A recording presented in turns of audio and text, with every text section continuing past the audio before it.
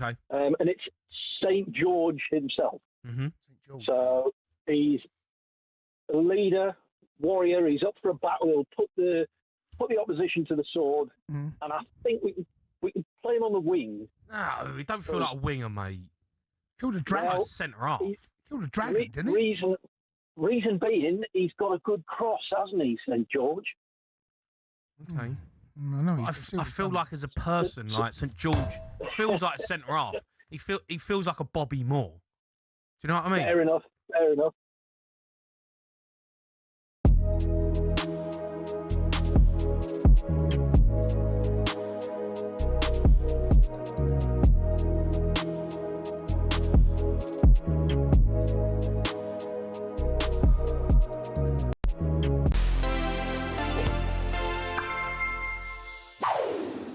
He's one of, if not the greatest of all time. Diego Maradona led Argentina to glory in 1986, producing some incredible moments on the way. But his World Cup story wasn't all triumph and inspiration. A fresh-faced 21-year-old Maradona arrived at the 1982 World Cup as the next great hope for Argentina. But his tournament debut didn't go to plan. Argentina were knocked out early on, and Maradona was criticised for underperforming. His legend truly begins 4 years later, when, in the Estadio Azteca in Mexico City, he created outrage and infamy with one flick of his wrist, the hand of God. He punched it into the net. Peter Shilton called him a cheat. Maradona described the referee Ali bin Nasser, who missed it, as his great eternal friend. Then just 4 minutes later, he picks up the ball in his own half and starts to dance around the England team. He goes past one, then another. Can we have that music off, please? Anyway, the run ends in glory for Maradona, and just days later, he was lifting the World Cup trophy, Argentina's second, and returning home a national hero. Hopes were high for Italia 90 when he'd captained the side again, but it was bizarre. Maradona was playing his club football in Italy at the time, winning titles for Napoli. And the Neapolitans were actually supporting Argentina over their own country when they faced off in the semi-final. Argentina won that game, but lost to West Germany in the final, and Maradona burst into tears. The 1994 World Cup would be his last. I mean, even his fashion had gone downhill. He was sent home after 2 games for failing a doping test due to something he'd ingested from an energy drink. But does a Red Bull make you look like this? Maradona would never pull on the blue and white stripes again. He did come back as manager, but was sacked after they were knocked out in 2010. The goal of the century is a permanent reminder that he may well have been the greatest of them all. Before it, his ascent, and after it, his dramatic descent, only highlights the mountain peak that was Maradona's 86.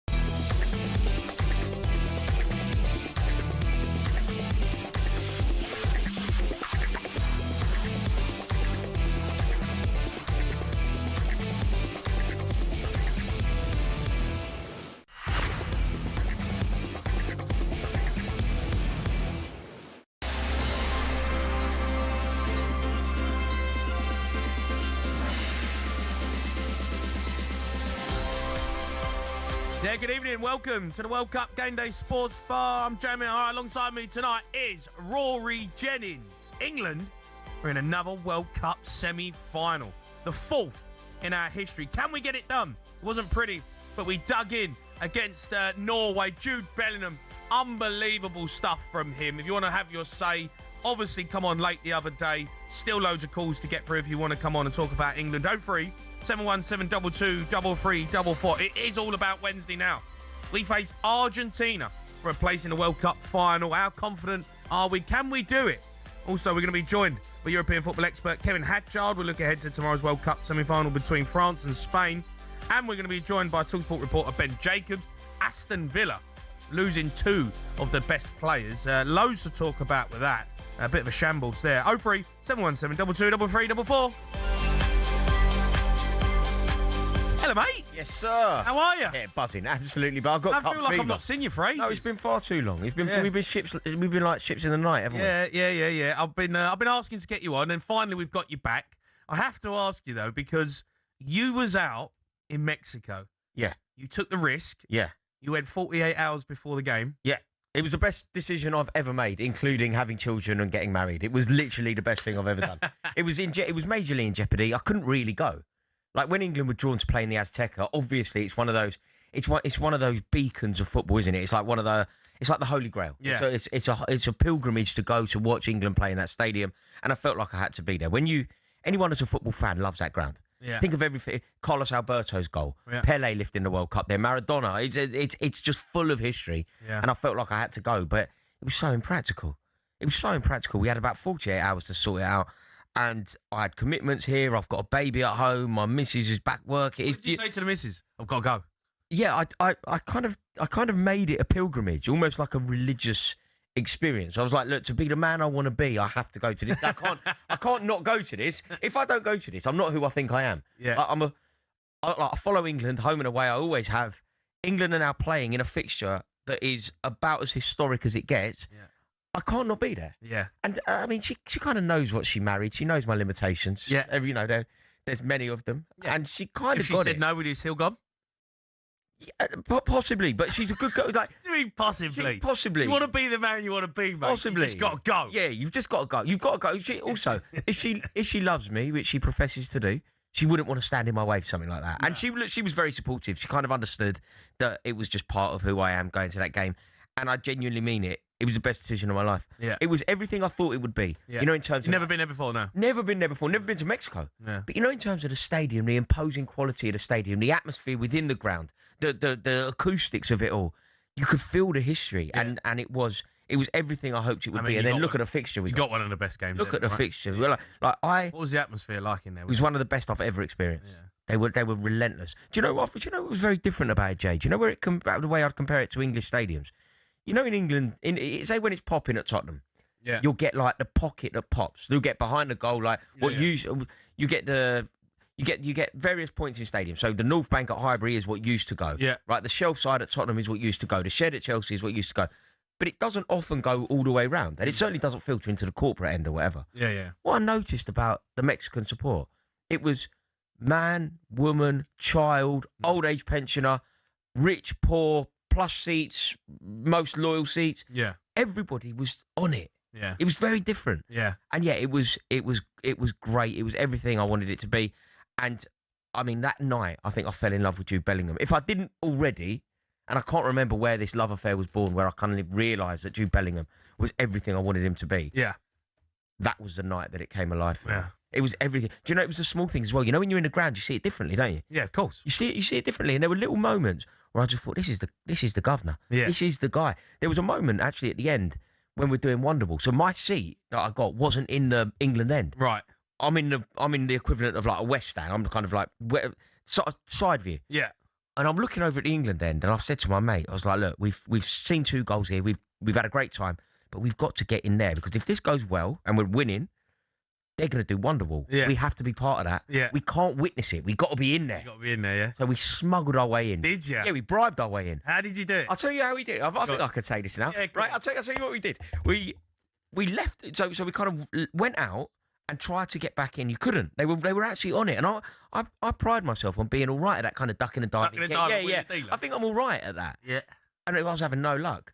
But what you could see that they'd done in Mexico, in order to make the game as safe as possible, there was like an abundance of police. Yeah. And when you can, I'll tell you the example. When the England fans were walking through singing, there was this girl who was like clearly about 18, like leaning on her shield, filming the England fans as a copper. I was like, she's not a copper. She's just been drafted in for a day's work to kind of just be an official. Yeah. So we went up to try and get in, couldn't get in. There was a kid, honestly. He looked about 15. He's probably 20. Yeah. And I showed the ticket, which is a barcode. I kind of showed it and tried to scramble in. I got English and tried to go into the England. Wouldn't have it. I had some dollars on me. Yeah. I thought they used dollars in there because, mate, I got done. I don't know if you know this. Go on. What currency do they use in Mexico? That's a good question. Right. So I've looked it up and I think I'm on it. It's dollars. You got the dollar sign. They call it dollars. Right. But Although they don't call it dollars, but it's a dollar sign. Right. So I got a load of dollars out. Right. They don't use dollars. They use pesos. And I was like, so I've gone there with a load of American dollars, which they don't want. But I had like, I think I had $100 bill. Yeah. And I've just kind of said to the fella, can we come in? He's gone, no. And I kind of just offered the $100 and he turned a blind eye. Me and my mate went in. Yeah. And when we were in there, this is when I realised that Jude Bellingham was just different. He's jumped over the hoardings to do Wonderwall with us. Yeah. So he's not part of the England team. He's jumped over the hoardings. And I just thought, this bloke is the conduit between the support and the team. He's a fan from my perspective, but he's a de facto captain on the pitch. And yeah, it was immense, man. It was immense. He did Hey Jude. This is amazing. We did Hey Jude just as he was leaving the pitch. Yeah. And he's gone down the tunnel. I was like, oh, he's missed it. Yeah. He come charging back out. Did he come back? Yeah. He come charging back out while we did Hey Jude. Yeah. So no, it was an amazing experience, man. One of the best of my life. Poor old Jordan Henderson did. Yeah. There's another example. Hang on, Jay, you've just reminded me. Another example where I realised that Jude Bellingham was the main man. I didn't know what had happened, but it was right in front of me. I could see a player on the floor, didn't really know what had happened, but the press scrambling around taking pictures, like really swarmed on him. You know the way that you see like a bird of prey. You know, when they all swarm at the same time. I was like, they're all scrambling around this picture, loads of pictures being taken. Bellingham jumps over the hoardings again. He's going in front of the press and he's really remonstrating with the photographers. I didn't know what had happened, but obviously now with hindsight, Jordan Henderson's done his arm. It was horrific. Terrible. And the press are taking photos of it, which is incredibly out of order. It's a horrible thing. You don't want that documented. There is a privacy that should be, like a courtesy of privacy that should be extended to the player. Bellingham has taken it on himself to come and say to the press, absolutely not. He's putting his hands in front of the lenses and all that. He's just the main man. He is. With him in this team, he's player of the tournament already, isn't he? Is he player of the tournament? 100%. I don't think you can give him... Listen. He's player of the tournament. If he doesn't score another goal, he has nothing. If he doesn't play another game... I don't know, mate. I don't Bellingham. know. Listen, we've got 2 games left, right? If Player Mbappe scores a hat-trick against Spain tomorrow, is he not player of the tournament? Mbappe scored a hat-trick in the semi and a hat-trick in the final. He's still not player of the tournament. I disagree, mate. It's still all to play for, right? No. This is the moment now where the big guns are still there. Kane, Messi, Mbappe, Elise, honourable mentions. Bellingham, they're all there. They're honourable mentions. They're all up for grabs. It's up for grabs. No, it's honourable mentions. You can't give it to Bellingham yet. I 100% can and I will. You can't. I don't can. think you can. Bellingham's player of the tournament. Bellingham's player of the tournament. You want to talk about Mbappe? I think you've raised a good point, Mbappe. Worthy of consideration. Not Messi. Second. I mean, third then. Harry Kane's up there. But Bellingham is player of this tournament. I can't believe how good. Did you know, be totally honest, before the tournament, did you know he was this good? No, I knew he was unbelievable. Of course, I've watched him for a few years, but there was obviously question marks over his performances at Real Madrid, right? And his fitness. And Tuchel wasn't always having him, was he? Yeah, and look, and that was where the kind of question marks were raised, weren't they, with Morgan Rogers and him, who starts, where'd you go? And, we're watching Morgan Rogers every week, do really well.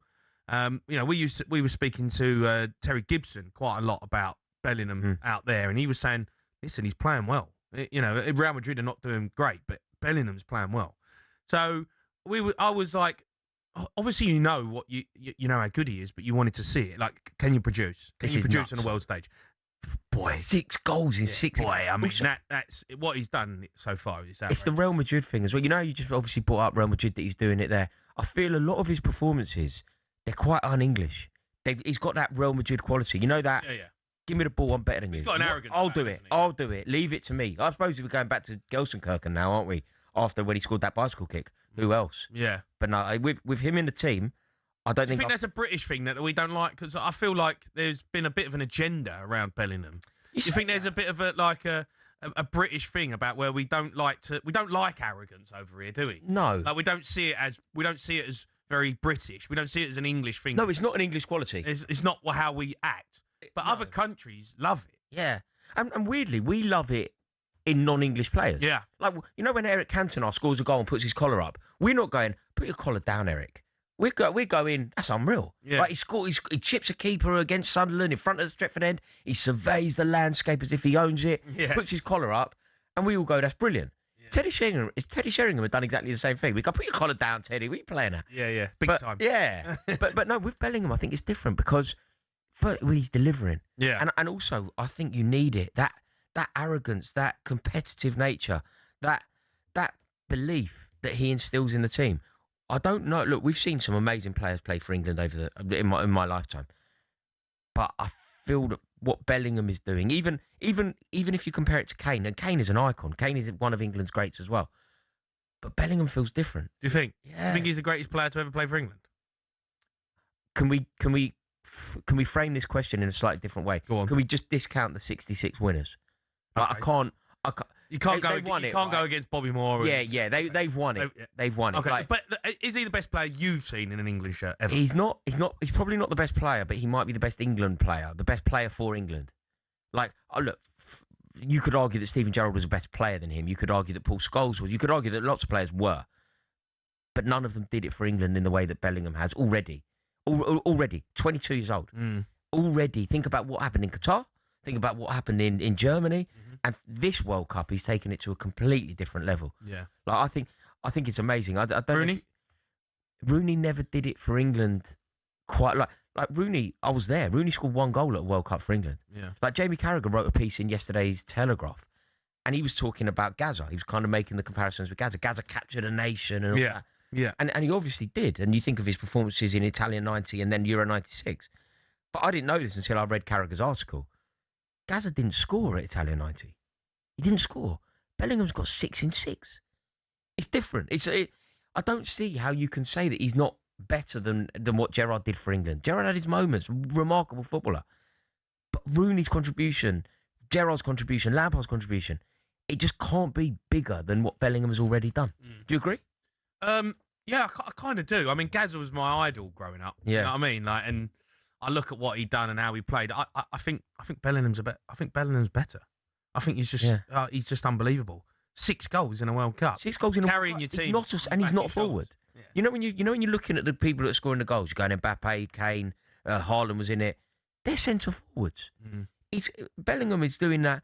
Bellingham is competing with the centre forwards for numbers, but then at various points he's dropping deeper into an 8. Yeah, he's covering every blade of grass. He's the de facto captain, the personality of the team. I've never seen anything like it. I love him so much, and with him, I think this is true, right? Whether it happens, I think we're going to smash Argentina. do you? But whether we do or not, whether it happens this time or not, here's something I'm really confident about. With Bellingham, like by the next World Cup, he's 26. Nothing. Yeah. With Bellingham, we win a World Cup. Whether it's this one or not, I think we can debate. I think it is, but you might say it's not, and therefore that's fine. But Bellingham will win a World Cup with England before he retires, and that is good enough, right? Because that means it either happens now. It means we're going to be alive. It means it happens now, or it happens in Portugal, or so it's coming. All right, loads to talk about. We're obviously going to discuss the game the other night. We're going to build up, obviously, to Argentina as well. What a game that's going to be. We can talk about Bellingham. Is he the greatest English player you've ever seen? 03 717 22 33 44.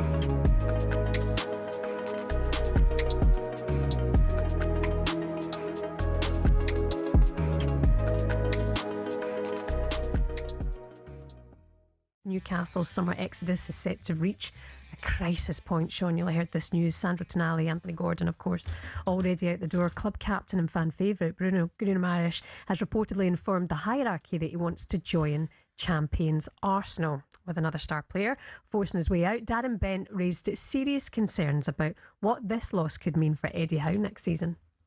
Yeah, I do feel for Eddie Howe. I really do, because again, if Bruno leaves tonight, he's obviously gone to Tottenham as well. Isaac, they just haven't been able to kind of recruit the players certainly the quality that they've lost. And you look at what they've bought some of these players for.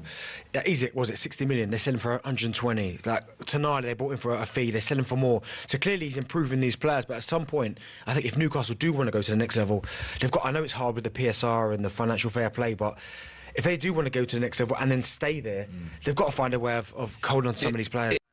Oh, look at Darren and his floral number. Watching on the smart TV, I like that. Sure. Do you have sympathy for Eddie Howe in this situation? The latest is that Bruno has agreed personal terms with Arsenal, but Newcastle's stance is that he remains not for sale. Yeah, I do. I mean, it's really tough, and the challenge that you have is not just if one of your big players goes at any football club, at any level really, people understand there's a time and a place. When two go, that can make other players a bit itchy and a bit nervy. But then if three go, all of a sudden they go, hang on a minute, who are we bringing in? And I think they're right on that cusp. I don't know their situation at PSR, but I've been through that obviously in my time at Everton, so I know how dangerous that can be. But I think losing the players of that quality, I think that's really tough on Eddie, and I think he's done a great job there. So hopefully, I mean, look, you never know on the other side of that. Good people in their recruitment there, they've shown that over the years, so they might have people lined up, don't forget.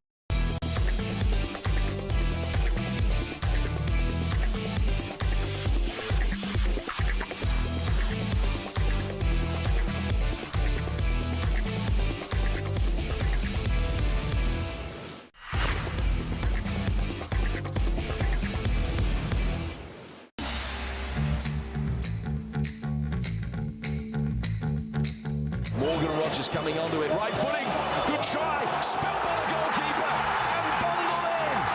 England lead, it is Jude Bellingham again. They've been rotten for 92 minutes in Miami, but he has taken a sad song and made it a whole lot better.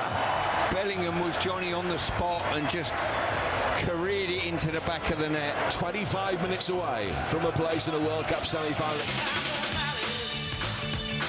Yeah, you are listening to the World Cup Game Day Sports Bar on talkSPORT. Me, Jamie Haaaaas, and Rory Jennings. Time to hear some of your shared takes now with Burger King. Shared takes on talkSPORT with Burger King Burger Buddies. Total tournament satisfaction delivered by the experts. Order now on the BK app. Let's go to Joe. He's a Man United fan. All right, Joe? Hello. I just want to say I am a big fan of Bellingham. He's had a great tournament. However, I think he needs to be slightly a bit more patient because he's not done against a major nation yet. He has to, let's just wait until the Argentina or French game. I mean, he scored against defenders that no one can name, not even Premier League standards. So it's just, he's still got to hit another level yet. No, but there are occasions that are big. Whether you like scoring in the Azteca, dominating a game in the Azteca is significant, isn't it? Regardless.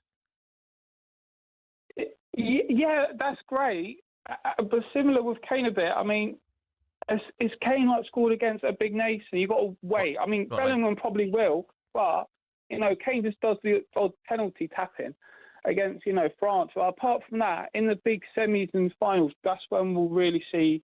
Are Germany a big nation? Bellingham. They were on the decline, though. Croatia not classed as a big nation. I mean, no, they're not. Croatia's not a big nation. No way. They're not a major nation. They've been in semi-finals and quarter-finals in every major tournament in the last 7-8 years. I'm talking about Argentina, France. Yeah, we ain't played Brazil, them. Portugal. We haven't played Argentina. Exactly, but that's what I'm saying. You need to just wait until this week and see. And Mexico, not a big nation. No, Mexico are not a major footballing nation. What are you on about? They made the last 2 World Cup semi-finals. Mexico haven't. No, sorry, Croatia have. Yeah, but they were an aging old team. And they were just a one-man team. Modric. I'm talking about. So are you saying Bellingham's overhyped? Is what you're saying that we need to calm down? And Kane. I think Kane is overhyped. So I think he goes missing in the big games. Bellingham, no, I'm just saying be patient. You're just putting too much pressure on him. And no one's putting pressure on him. And you need to just. No one's putting pressure on him. They're just saying how great he is. And how brilliant he's been. He is great, but I'm just saying There's no but. You don't need to be like Harry Kane when the big games he goes missing. I'm sure he won't, but I'm just saying you just don't want to. You got to say he's the best ever England midfielder. It's too early. Nah, I'm not. I'm Joe. I've never disagreed with somebody more passionately. Harry Kane. I don't think that we can even come close to being sneery on his record.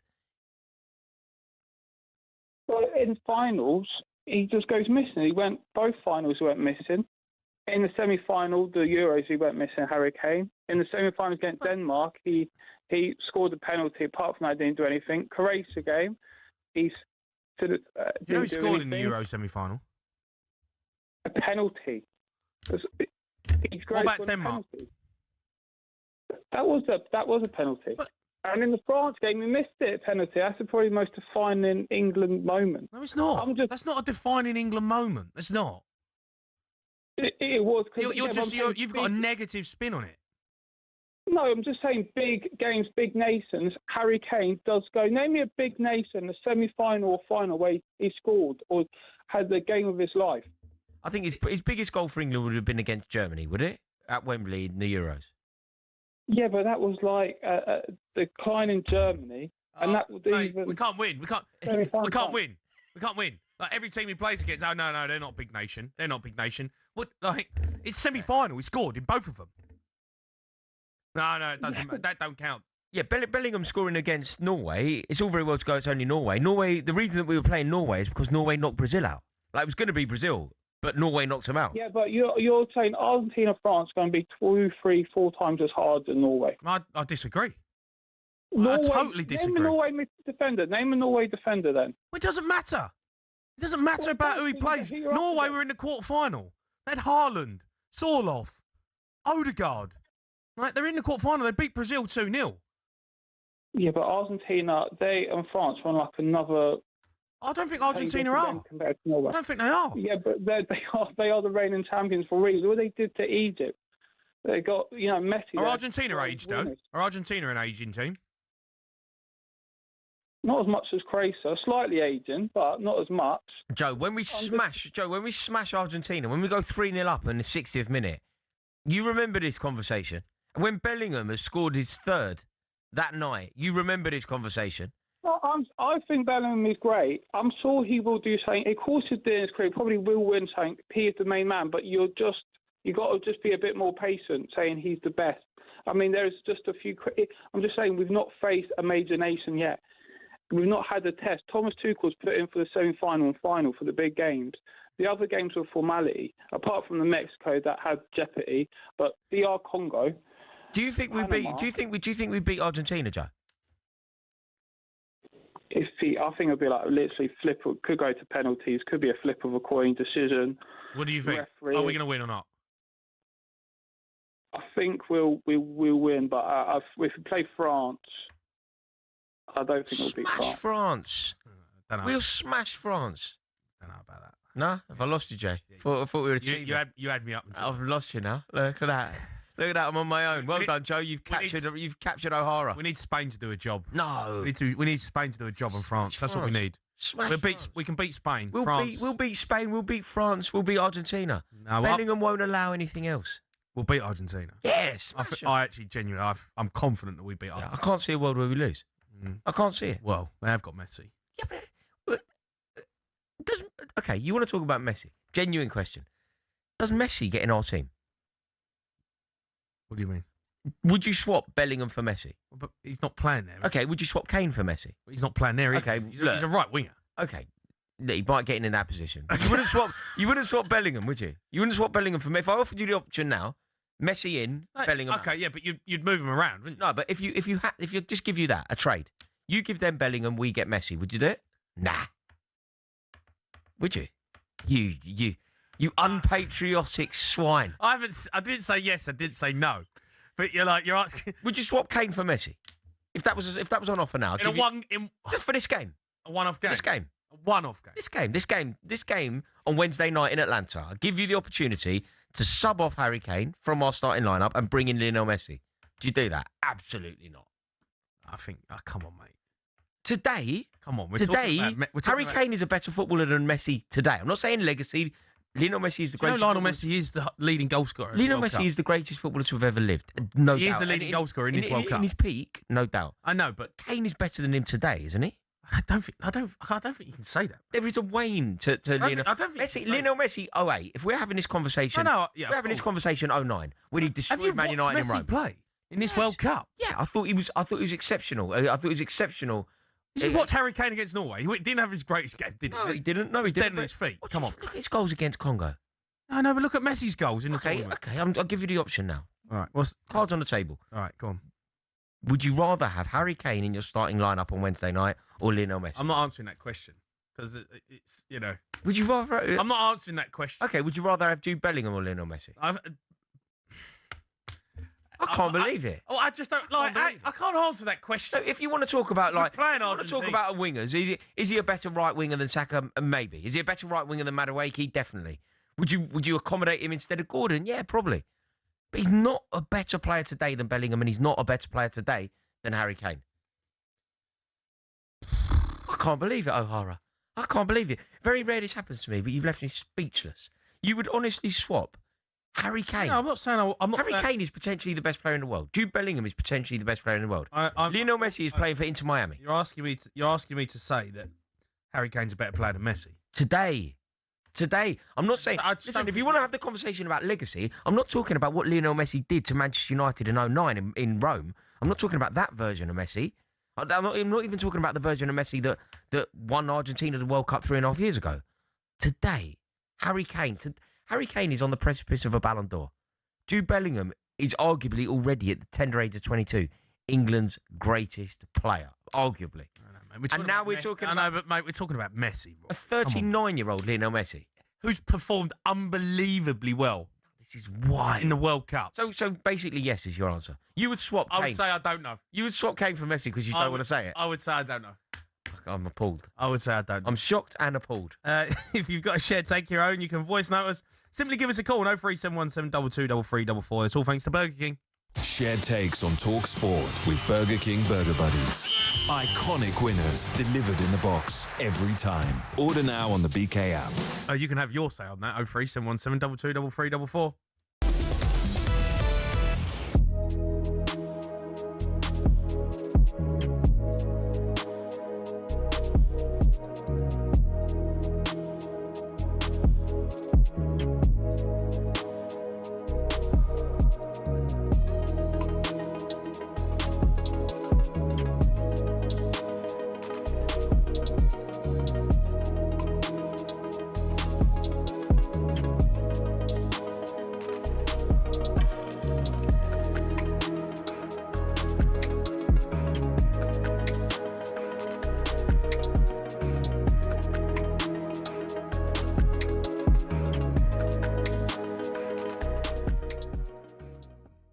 I mean, as recently as 2024, Bruno Touzazol, he told everybody who cared to listen what he wanted to achieve at Newcastle.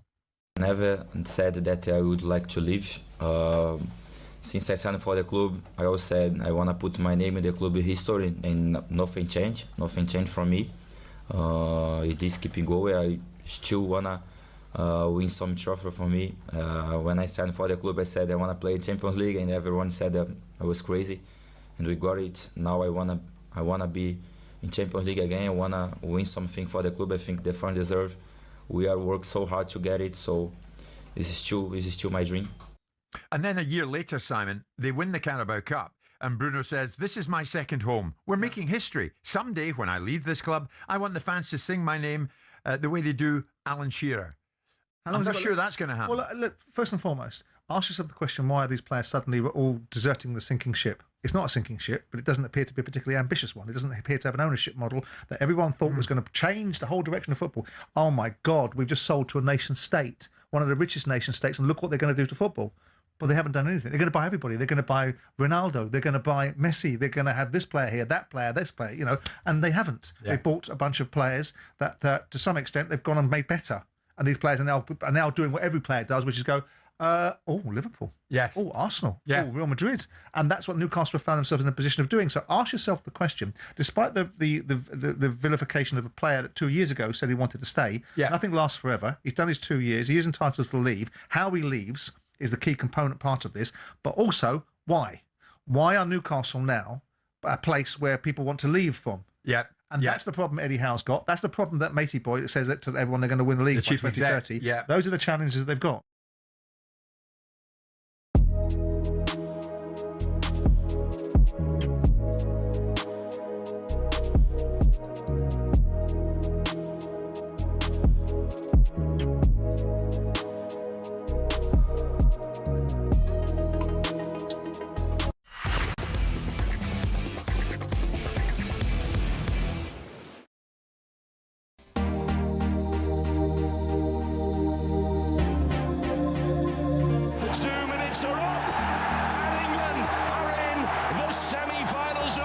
Cup. Jude Bellingham has done it again. A very, very different type of way to win a game, this one. If the Azteca was England's greatest hits collection, this was the unwanted B-side of England's World Cup displays. But listen, they've got it done. And the Three Lions are in the last four again. Yeah, you are listening to the World Cup Game Day Sports Bar on talkSPORT, brought to you by Burger King Burger Buddies, iconic winners, delivered in a box every time. Order now on the BK app. We're having a good discussion about Bellingham, about Messi, about Kane, about the World Cup. You can have your say on it. Get involved. Let's go to Andrew, who's a Man United fan. Andrew? Yeah, hello. All right. How are you, matey? You good? Yeah, very good. I just wanted to ring up and made a point that Jude Bellingham reminds me of Zinedine Zidane at his best. Yeah, I agree. The way he protects the ball, low centre of gravity, pops up, scores a goal. And for me personally, Zinedine Zidane's the best person I've seen play live. And he does remind me of him a lot. Yeah, I tend to agree with that. He's kind of like tall, and the way he holds the ball, the way he moves it around his feet, very Zidane-like. Zidane was probably the best midfielder I've ever seen play. Do you think?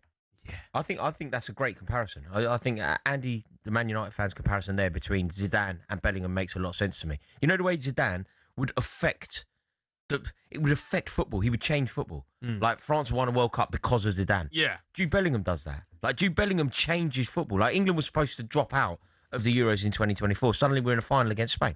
Like we were out. It was over. Yeah. Suddenly, because of Jude Bellingham, it wasn't. I actually believe that if England didn't play Jude Bellingham for whatever reason in this tournament, if he had been injured or suspended or just not picked, as some were suggesting, I think England would already be out of this World Cup. Yeah, maybe. I don't think we can win the World Cup without him. No, and we would already be on an aeroplane home. Well, We'd be touching down at Terminal 5 about now. Yeah. If it wasn't for Jude Bellingham. It would be the Mexico game, to be honest. Yeah, but very possibly. Andrew, listen, thanks for your call. I'm going to go to Martin. He's a Chelsea fan. All right, Martin?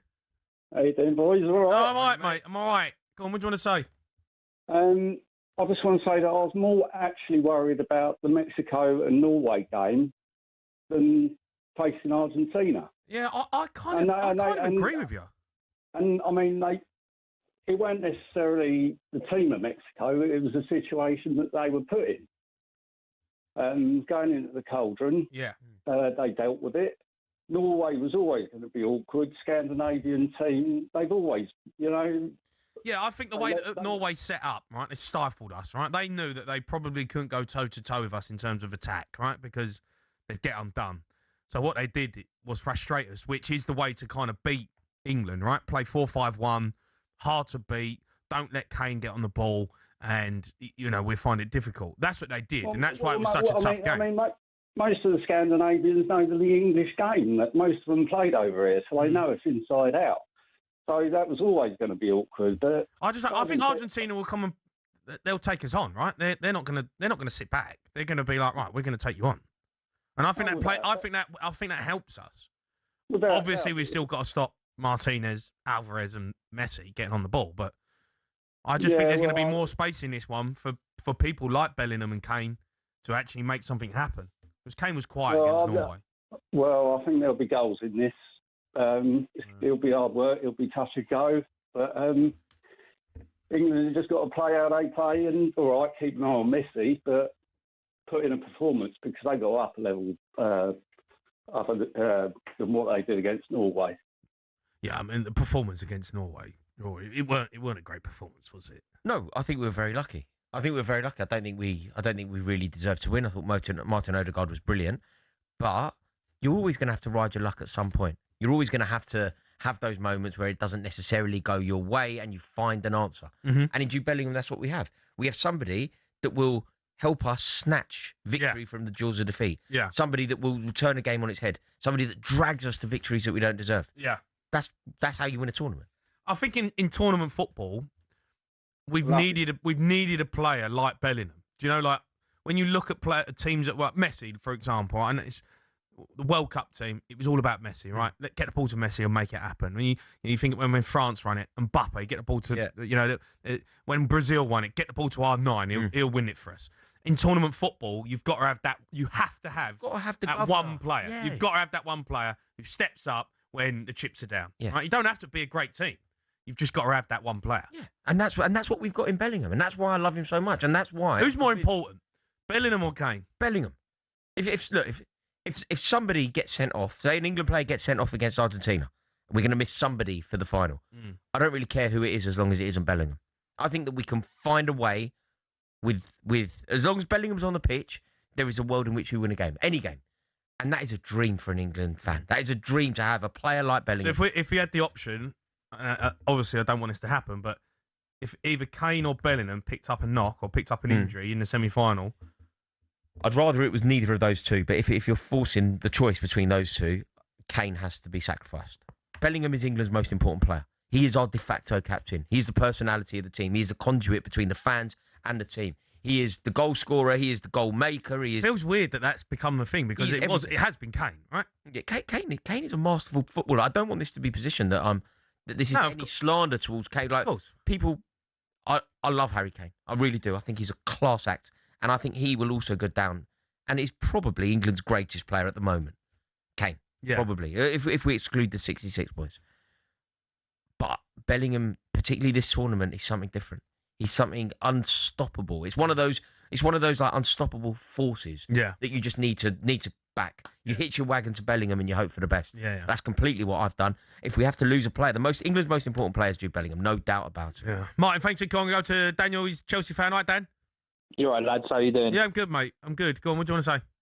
I think I just want to talk about the Mexico performance of Bellingham. Right, he is a world-class player, but that performance he showed he was an actual leader on the pitch. It was the way that he was geeing up every tackle. He was congratulating every player. He was organising it. He just showed that he was a true class leader and such a young age. Like, it's just a different class. It's the Real Madrid in him. It's the Real Madrid coming out. I felt. I felt it was the behaviour of a Real Madrid player. Yeah, I agree. There is a different approach. There is a different expectation, and he is that guy. Like this is a lot of his attributes are very un-English. Takes it on himself. He asks the question, "Who else?" You know, when Harry Kane's on the pitch, Bukayo Saka's on the pitch, and he goes, "Who else?" Yeah. But he's right. He's right. Look, I love Harry Kane, but Harry Kane wasn't going to do that. We've had moments with Kane before. It is a legitimate question. Who else if not Bellingham?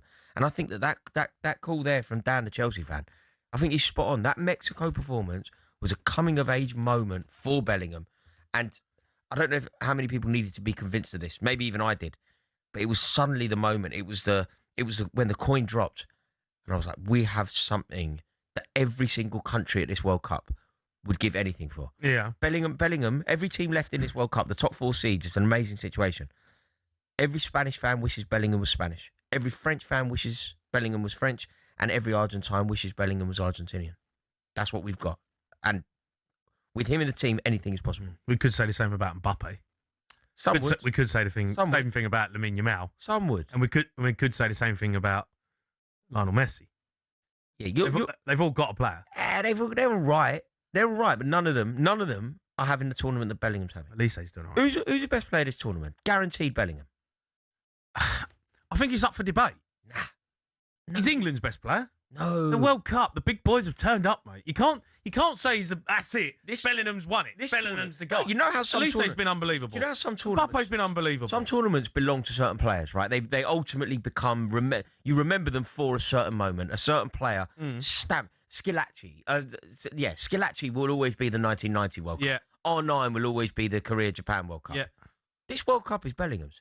USA. In England? Yeah. No, not in England. I guarantee you. If you and I were French hosting a radio show in France, right? I don't think they care about us. Bonsoir. I don't think they care about us. They're saying right now. I don't think they care about us. Jude Bellingham. No, they are. They're banging. They are not saying that. Jude Bellingham. They are. They're not. They're not talking about Mbappe. They're talking about Bellingham. They're not, mate. They're not. They are. I don't think they even think we're a factor. I genuinely don't think France. I think that the world are terrified of us because of Bellingham. With an honourable mention to Kane, Elliot Anderson's been unreal. Declan Rice deserves a mention here too. The back line, if Jude Bellingham wins the World Cup, then it's his tournament. It's his tournament now. He could do nothing else. He's already been in England. Yeah, of course. Flawless. Listen, in England, it'll be remembered as an amazing tournament for Bellingham. You got to win it.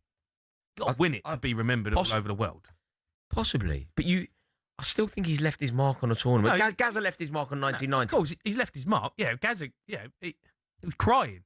Yeah, missed the final. Yeah, But he left his mark. That's my Yeah, he point. left his mark. But, Bellingham's been unbelievable, but he's got to win it to be, to say it's like Bellingham's tournament. Like Messi and Mbappe, right? Can you go, see that was what? the last World Cup, we go, Messi and Mbappe, but it was Messi's tournament. Usually, you can see a world where England lose, right? You can kind of, because we've seen it so many times before, right? We've seen it all before. I can't even envisage it now. What, against Argentina? No, I just can't see how we... I just think that we put them to the listen, sword. let's not underestimate what this team are about, this Argentinian side. Come on, if they start getting the ball, they're getting the ball into Messi and they start making things happen, How many of those Argentinians get Come in on, we're shaky at the back. Who gets in there? Who gets in our team? Who out of that Argentinian side? McAllister, obviously not. Enzo Fernandez, obviously not. DePaul, obviously not. Julian Alvarez, possibly, but probably not. Messi, you would say yes. I'm not so sure. I'm not saying that Messi's not good. I'm just saying he's not. Messi, I'm saying Messi Messi's not better than. team. I'm saying You Messi, can't say that. I'm saying Messi's not better than Kane, and he's not better than. He doesn't play up front. No, but okay. Look, who am I comparing him to? Then? Well, Saka. Okay, he can get in your head of Madueke. Messi And Saka. Okay, he might. He can. What do you mean he might? He might. What do you mean? He might. Okay, he probably gets in front of those two. But if you offered me now, straight up sub, Harry Kane for Lionel Messi, I say no. What do you say? I can't believe you. I think we get Kane in the team and Messi in the team. That's what I would say. I wouldn't be taking either of them off. Hey, I'm so up for this game. Yeah, I know this you is are. Our moment, tell, you know mate. that. I can tell. This is. I genuinely hope it's exactly how you believe it's going to be. But I've watched England enough to know that it's not going to be easy. Mate, when Paul McCartney wrote "Hey Jude" for Jude Bellingham, it all suddenly came together, didn't it? Like, this is it. It's Wonderwall. It's Hey Jude. It's winning in the Azteca. It's putting Norway to the sword. And now we're in Atlanta to face Argentina, our old foe, on some level, our biggest rival. Think of the history. Think of the history between England and Argentina. Like, they cheated. All that hand of God nonsense. I hate people who refer to it as that. It's one big cheat. Cheated us out of a semi-final. Right, I think we would have probably won the tournament. Yeah, possibly won the tournament. Think about what happened with Diego Simeone and Beckham. We had the redemption in Japan. Michael Owen's goal in the friendly in Geneva. We haven't played him since then. We haven't played him for 20 years. It's a big old rivalry. It's going to be unreal. I'm heartbroken. I'm not going. Do you know that? I can't go now. I just can't do it. No? No, I can't. I mean, Missy said no. No. I mean, it's... All right, listen, we've got a break. Keep your calls coming in. You want to have your say on it? 03 717 22 33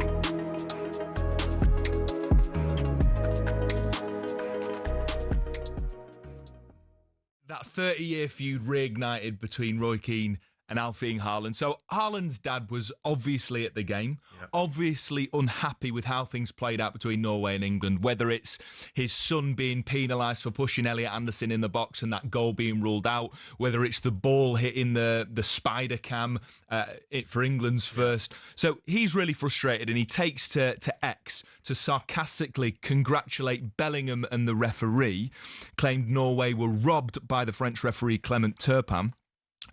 In response, on his podcast, Roy Keane decides to stick the knife in even further by saying that alcohol could have impacted Alfie Haaland's judgment on proceedings because, quote, he always seems to be drinking alcohol at the matches. He added, if you're having a drink, then you're seeing the game differently. No love lost between them. A quick reminder, back in 1997... Roy Keane tore his ACL trying to tackle Haaland when he was playing for City. 4 years later, the two clashed again when Keane issued a premeditated sort of knee-high tackle on Haaland. So, yeah, absolute handbag still 30 years later, Gabs. Yeah, Roy's a bitter guy, though. Like I said before, I had him at Villa. But at least Haaland hasn't walked out of his country at a World Cup. Oh. Drop the mic. Oh. Where's my water? Wow. Well, make sure it's not alcohol. Whatever. See things a bit differently. Glass houses. Oh, I don't know. I don't know if grown men need to be behaving like that when they get an opportunity. Yeah, but I feel like he's going to be like that. Haaland's dad, he's devastated. His son's not scored or whatever. And his country's going home. There's no harm in that. And we hear that Haaland wasn't at full fitness either. Tony Cascarino, in fact, got a message at half-time saying that he's been ill. Yeah. And so obviously we see, don't we, with the parents of or the family members of footballers, they passionately defend their loved ones. But it seems that Roy Keane's just taken the opportunity. He's seen the opportunity to just dig it in. Yes.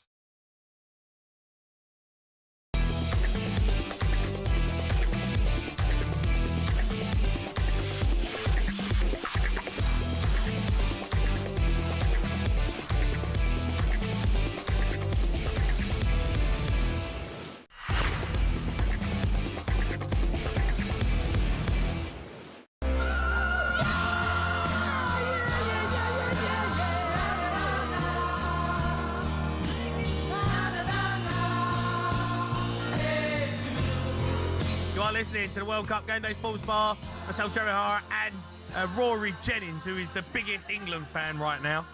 Thinks we're going to win it all. You can have your say 03 717 22 33 44. Let's go to Moaning Mo. He's a Liverpool fan. Right, Moaning?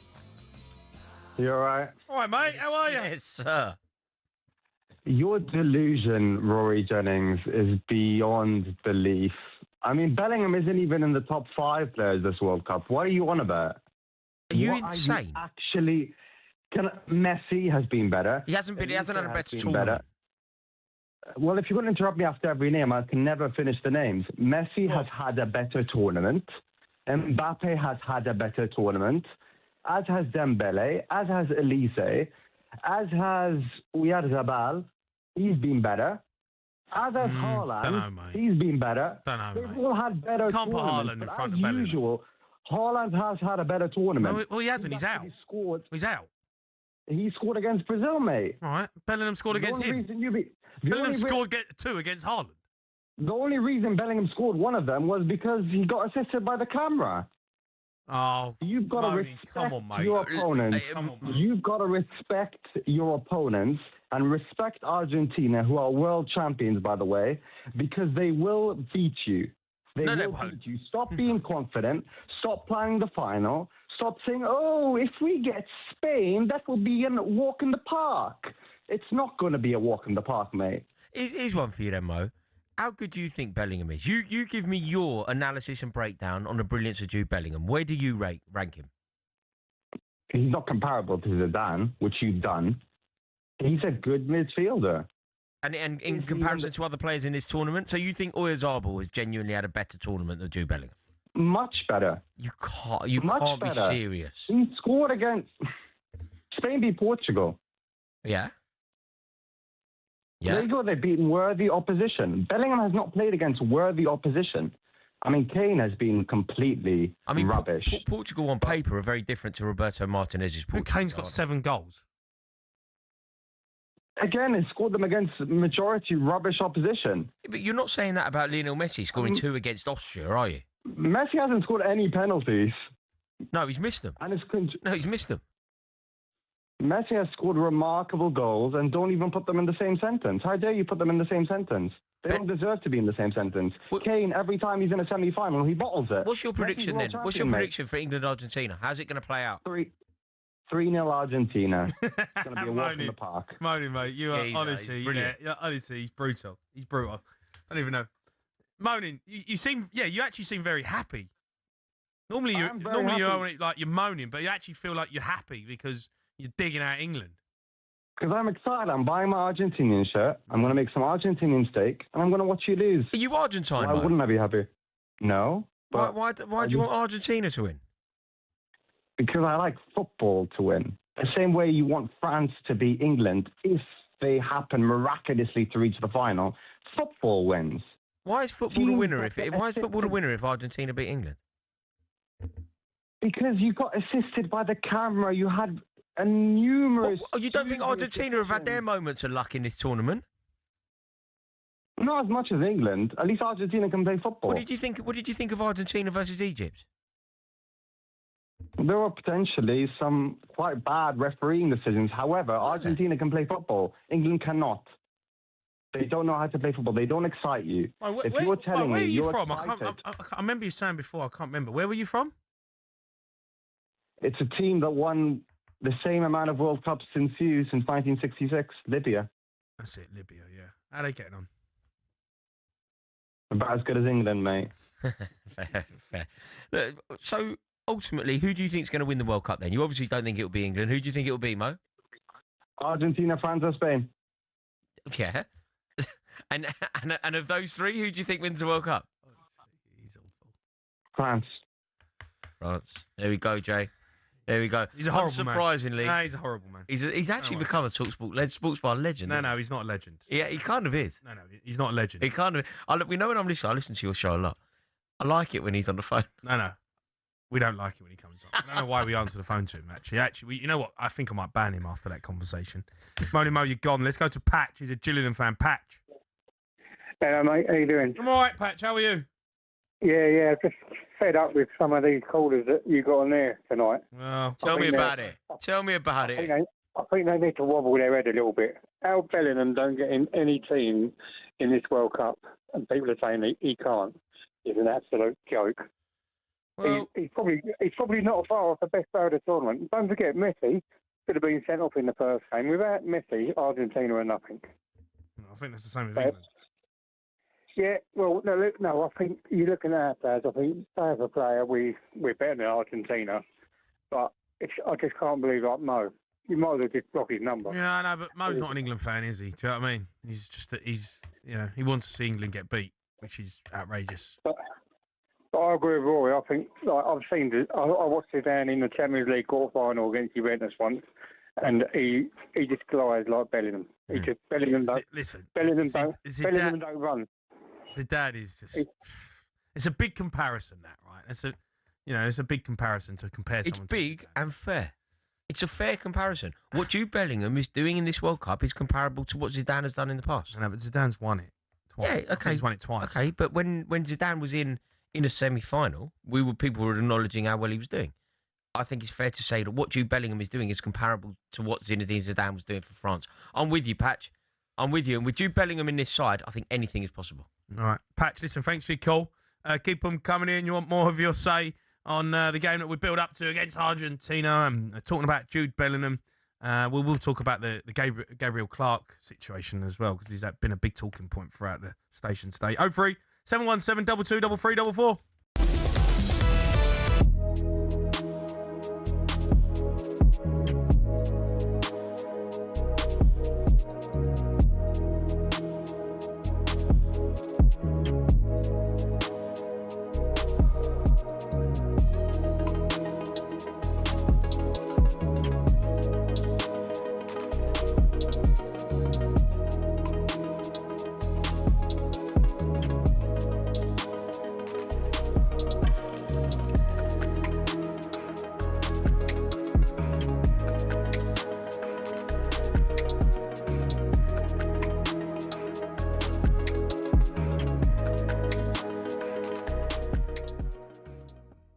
British sensation Arthur Ferry shocked the world, becoming just the second ever wildcard to make a Wimbledon semi-final. He is with us now live in the studio. Good morning to you, Arthur. Good morning, mate. Thanks for having me. Thanks for coming in. Amazing. How's life, mate? How's it all going? It's been good. It's been busy, that's for sure, past few days. But yeah, it's going to be nice to have a bit of time off and just relax, process everything.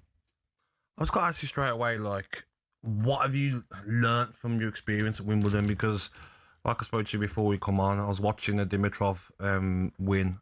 And honestly, mate, the tennis that you was playing is unbelievable. Everyone talking about it. Everyone that's English so proud of you. But what were your experiences and what have you learnt from your time at Wimbledon? Yeah, it was the first time that I, caught the general public's eye, and I was playing in front of a lot of people. So, getting used to that was good. I had 2 weeks and six matches to kind of get used to it progressively. So, yeah, that was good, and going to use that experience to moving forward as well. What was it like after every round you're getting past, and then you could hear people saying, "I'm not sure we can get past that, wild card. I'm not sure we can beat him. I'm sure we beat him." Did you hear those people saying those things? That spur you on a little bit? Yeah, I was the outsider for most of those matches that I played. But yeah, I was just kept believing in myself. I knew that I could beat those players, and just brought that self belief on. Did you feel the pressure, Arthur? Because even here at talkSPORT, you know what we're like. We jump on it, right? And we jump on it hard. Did that outside noise filter through at any point? Yeah, definitely. I mean, professional sportsmen, there's always some pressure associated to it, but no, just tried to keep the distractions out and just focus on myself.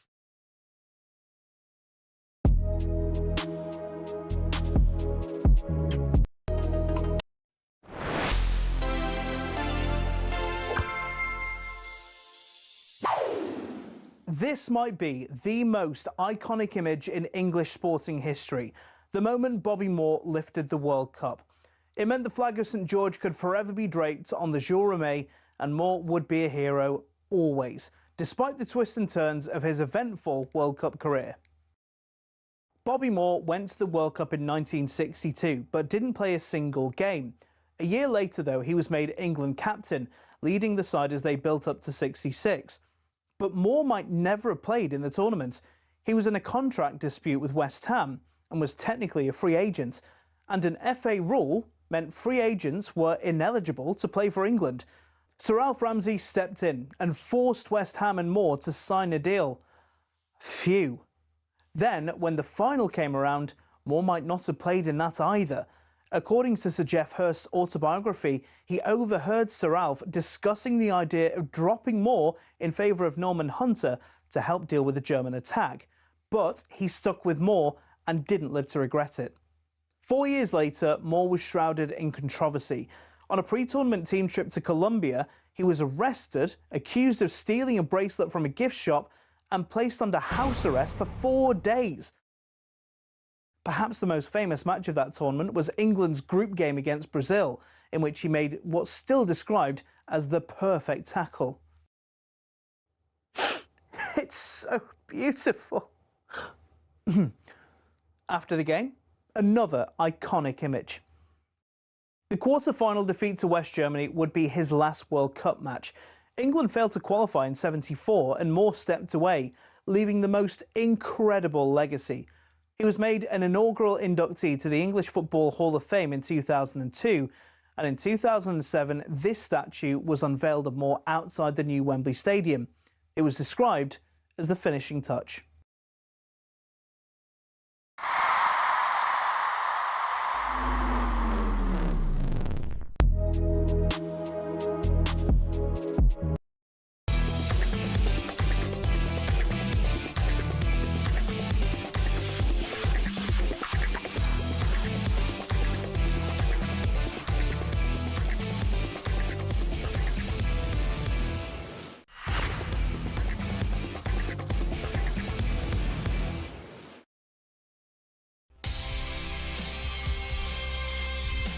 Yeah, good evening and welcome to the World Cup Game Day Sports Bar. Me, Jamie Haaaaas, and Rory Jennings. A reminder, we have a brand new Sports Bar podcast available now, featuring all the best bits from the show. Still to come, continue your calls. We build up to England versus Argentina, live on talkSPORT this Wednesday. What a game it's going to be. We're also going to preview tomorrow's World Cup semi-final, Spain and France.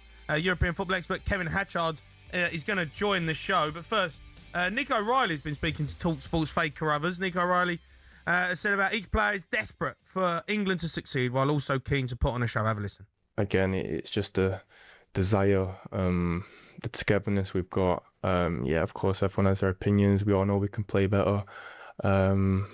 Conditions were tough, but yeah, we're in the semi-final and it's tournament football, and yeah, we did everything we can to get here in the semi-final, and we left all out there on the pitch. But yeah, now it's for us to get back on the training pitch and make stuff better on the ball, off the ball, and play a bit of football.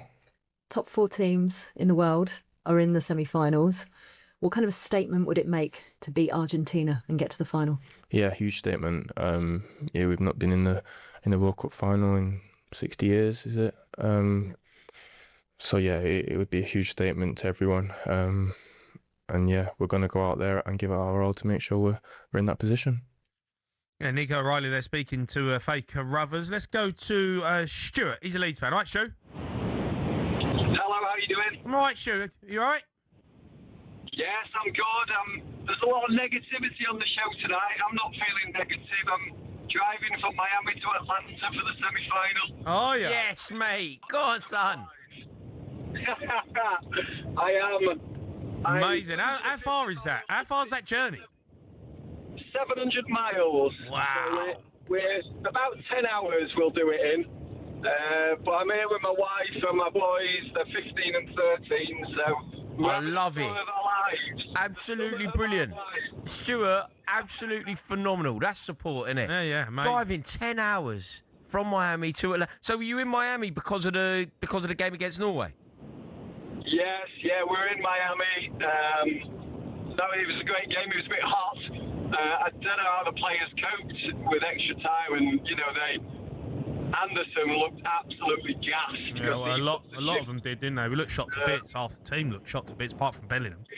But honestly, I was stood in the stands and I was shot to bits. So, the heat was just something else there. The humidity was something else. Thankfully, going back to Atlanta where it's inside and air conditioned. So, and I think England will absolutely wallop Argentina. I don't think. I'm with you. Other than Messi, I don't think anyone makes the team. No, but they're a good team. You can't look. Listen, they're the world champions, right? You have to give them the respect. I'm on board with.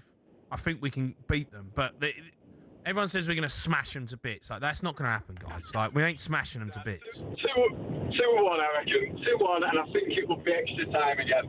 It's cagey by this stage, isn't it? Yeah. Well, you don't want to make a mistake. That's the thing. You don't want to be the one that causes the massive rick.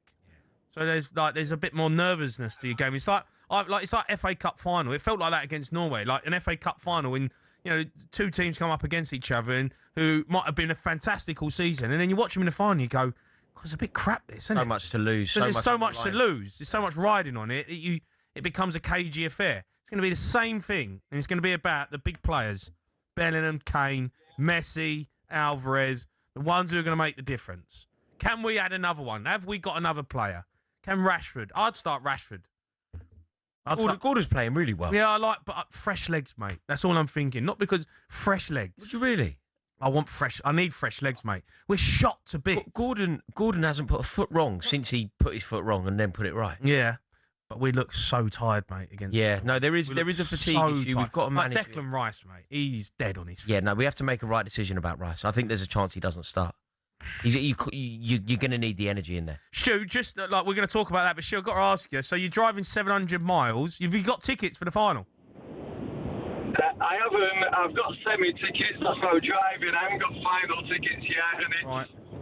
And it might be a stretch too far. The tickets have been crazy, but it's supply and demand. That's the truth. And FIFA, as much as you want to slag them off, have got it right. The stadiums have been full. The event's been amazing. They've got exactly the semi-finals that they wanted. It's just everything's gone well for them, let's face it. And it's, this game... Is the family going? Are the kids going? And Mrs. going? Yeah? We're all going. We're all going. Amazing. Go on. Are you Leeds fans as well? Stuart, you Leeds fans? We're Leeds fans, yeah. Dirty Leeds. I'm amazed by this. Stuart, do you know what? You've inspired me tonight. It's been a joy to speak to you and your family. Totally committed, following England abroad. The whole family got tickets for the semi-final, doing a road trip. You're the heroes. Absolutely love it, Stuart. Good luck. Stu, good luck to you and your family, mate. Enjoy it. Hopefully it's going to be a great night on Wednesday. And I tell you what, O'Hara, you could take a leaf out of Stuart's book. See that bit of optimism there? I'm optimism. I'm confident. You keep telling me that Lionel Messi's better than Kane. No. I'm confident. I'm not bringing no negativity to this at all. I'm confident that we're going to go. There's an element of unpatriotism. No. There's an element lacking. No. There's nothing about being unpatriotic. Okay, let me ask you the question again then. No, I'm not. Would you swap Bellingham for Messi? This guy. Mate, this guy. You're asking me. Listen, in this World Cup, I love everything about Bellingham. I love it. Let's also respect the fact that Lionel Messi has been the greatest player on this planet for the last decade. Yeah. Right? And he is the top goal scorer in this competition. Yeah. He's all right. All right, He's so a good player. let's but not he's not take Jude away Bellingham. from the fact that he is unbelievably good. Yeah, and you can compare him to the other footballers that are quite good as well, like Mbappe and Haaland and whoever else. Jude Bellingham's on a different plane. No. You don't compare Haaland and Mbappe and Bellingham to Messi. You don't. No, you There's don't no compare him to comparison. Bellingham. Bellingham. There's no comparison. Bellingham's a jewel in the crown of the names you just mentioned, and anything that goes against Rory, that. you're talking absolute. No, you are. Genuinely. Okay. Keys, Do you think Lionel Messi starts for Real Madrid now? Yes. No, he doesn't. Otherwise, he would be.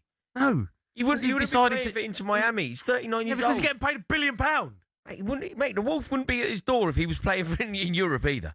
What? Trust me. Today, I'm not saying about Lionel Messi's legacy. His legacy is unrivaled. It's untouched. He's the top scorer in the World Cup, Rory. Yeah, he's banging them in against Switzerland and whoever else. Oh, mate, please, come on. Just trust Don't me. talk guff. Just trust me on this. No, I don't trust you as far as I can throw you, and you're only small. I could probably throw you quite far. Look to me off Right? the 17th Honestly, floor. mate, don't talk guff. Bellingham's an unbelievable player. Do you think Lionel Messi's a better player than Harry Kane today? I'm not talking about legacy. I'm not talking about the player that Lionel Messi was for 5-10 years ago. 15 Messi years is a better player than Harry Kane. Nah. It's Lionel Messi. You're insane. It's Lionel Messi. You think Lionel Messi would be starting for Bayern Munich? Oh my God, mate. I'm not saying that. If you want to talk about Lionel Messi, 2009, 2011, when they were I don't care. He's the top goal scorer in the World Cup. He's unbelievable. He's still Lionel Messi. Lionel Messi's not better than Harry Kane. He's not better than him today. He's got a better legacy. He's not better than him today. Lionel Messi admires Harry Kane today. He watches from afar in adulation at the great Harry Kane and Jude Bellingham. The two jewels in the crown of this England team that are going to take it to Argentina. We are going to launch Argentina out of a World Cup. I hope that's the case, and quite possibly it could be. They're getting so done. It's if you unbelievable think, how if you done think Lionel they get. Messi is not going to have a say in this game, I you don't- are in cuckoo land. I don't think. What's he He's going going to have a say. Where's in he this going to game. drift? Do you think Nico O'Reilly's going to pocket him up? Where else is he going to drift? Jed Spence going to sew him up? Mate, we are going to make history. Smash Argentina. Wallop them. Make them pay for what they did when they cheated us. Cheated us in the Azteca. We're going to get retribution for what Diego Simeone did to David Beckham. We are going to avenge the timeless wrongs that they have put upon our nation. This is it. Jude Bellingham is going to take it to Argentina. Lionel Messi crying, his final moment in an Argentina shirt will be in tears in Atlanta as he watches Harry Kane and Jude Bellingham serenade the England travelling support with a rendition of Wonderwall that will live for eternity. Wonderwall will go to #1 in this country. England are going to be in a World Cup final. Enzo Fernandez will be in tears, crying. Lionel Messi will be confined to the ash heap of history as Jude Bellingham laughs and celebrates his hat-trick. This is it. I hope they don't clip this up in Argentina. I tell you, I can't wait. It's actually coming. You know that. If this gets translated to out there, mate, they're going to play that. That's their team talk. You've just given them their team talk. Mate, they need more. Argentina, more than that. Argentinian talkSPORT just messaged me saying, right, this is getting clipped up. Mate, just trust me. Everything. Think about everything that's happened between our nations. It all comes down to this in Atlanta. And it finishes England 3, Argentina 0. Adios, Lionel Messi. It's over. It's over. You had a good run, son, but there's a new sheriff in town, and his name is Jude Bellingham. Oh, mate. Yeah, I'm so ready. You kill it. Yeah, I know. So ready. I've never seen you so keen. I'm so keen. You are Roy Keane, mate. I am Roy Keane. You are Roy Keane right now. Honestly, unbelievable stuff. Let's go to Brian. All right, Brian. Brian, sir. Brian, hello. Brian, we can hear you. Hello. Yeah, hello, mate. Oh, you got to talk. Talk small. Sorry, mate. I was thinking Brian. It's Brian, man. No, it's all right. I was just talking about Jude, man. I mean, I'm a Blue-Nose Birmingham fan, so I saw him as a kid. Yeah. And he was stunning. He was stunning as a kid. Teenager, he was playing at a senior level. Yeah. When we saw him play, it's like he'd been on the pitch for years, playing with the top boys. Yeah. And that was at a young age. Look at him now. No, he was a superstar in the making, right? Superstar. Superstar. Future England captain there, mate. Telling you. Yeah, for sure. I think so. I think maybe Declan Rice, but yeah, no, he will be an England captain. He's already sort of captain. Like, you know, the leadership properties that we see from him. He's already the de facto captain of the team. He's already the personality, the leader. Like, he's already doing that, isn't he? 22 years old. Honestly, are you his dad? I feel like you're. I do love him. I know. I do, mate. I've never seen you so passionate about someone Do now. you know, in a way, we need to kind of like the way that we're feeling now is a way that we're never going to feel again. This is the last few days, the last few hours, really, of the feeling of never witnessing England win a European or World Trophy. This is it. We will never feel like this again because come the end of the week, there's a new normal. We are world champions. It's a new feeling. Honestly, mate, you're on one tonight. You're on one. It's happening. You know that. I can feel that you know it as well. You're just nervous. No, listen. You just need to let it go. It is actually happening. Well, you think it's coming home? I can't see how it doesn't. I can't see. I can't even understand how it doesn't. I can't see who stands in our way. Have we got a different Rory Jennings from Mexico or something? It's like something happened to him out there in the Azteca. Have you got altitude sickness or something? What's happened since you've come back, mate? Honestly. Oh, mate, I'm into a different person. I'm inspired. Yeah, I'm a glass half full kind of guy now. All right, keep your calls coming in. We're going to look ahead to England v Argentina. You're listening to the World Cup Game Day Sports Bar on talkSPORT, brought to you by Burger King Burger Buddies. Iconic winners delivered in the box every time. Order now on the BK app.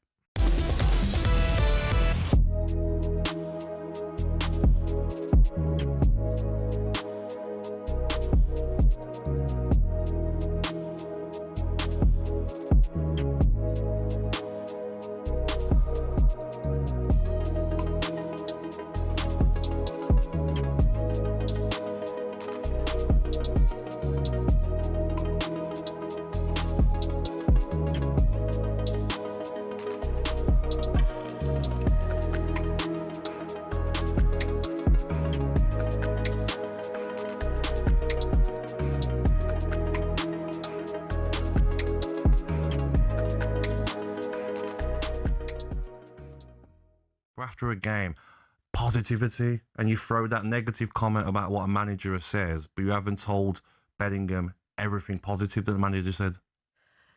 Sorry, just being on the other side of that, right? Yeah. So you're a player, you've come off the pitch and maybe had negativity after a win, but that is his job. Yeah. That's him. That's the guy, the fella doing his job, Adrian Clark. But is that a problem in the media then?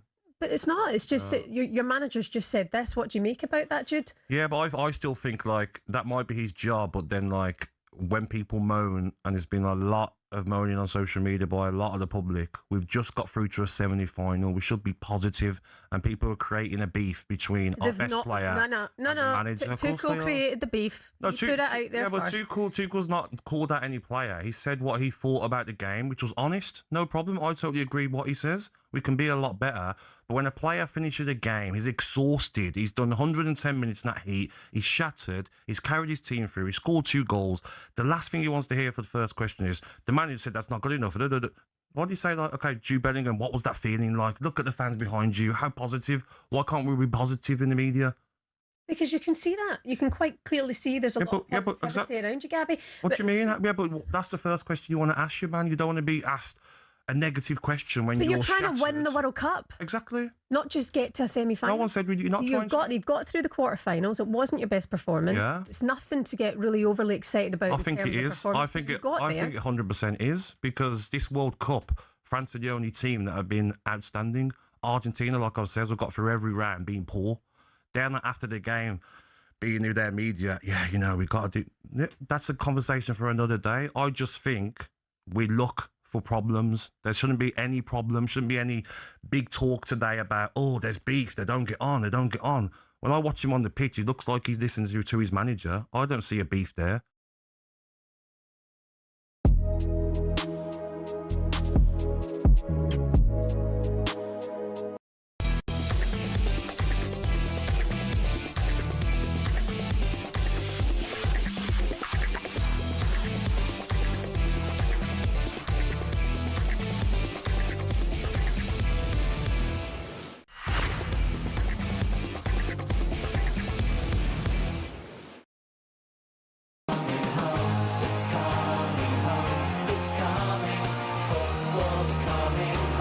listening to the World Cup Game Day Sports Bar. Me, Jamie Haaaaas, and Rory Jennings taking your calls. Loads to go at. We build up to the huge game on Wednesday against Argentina. 03 717 22 3344. Let's go to Ash. He's a Man United fan. All right, Ash?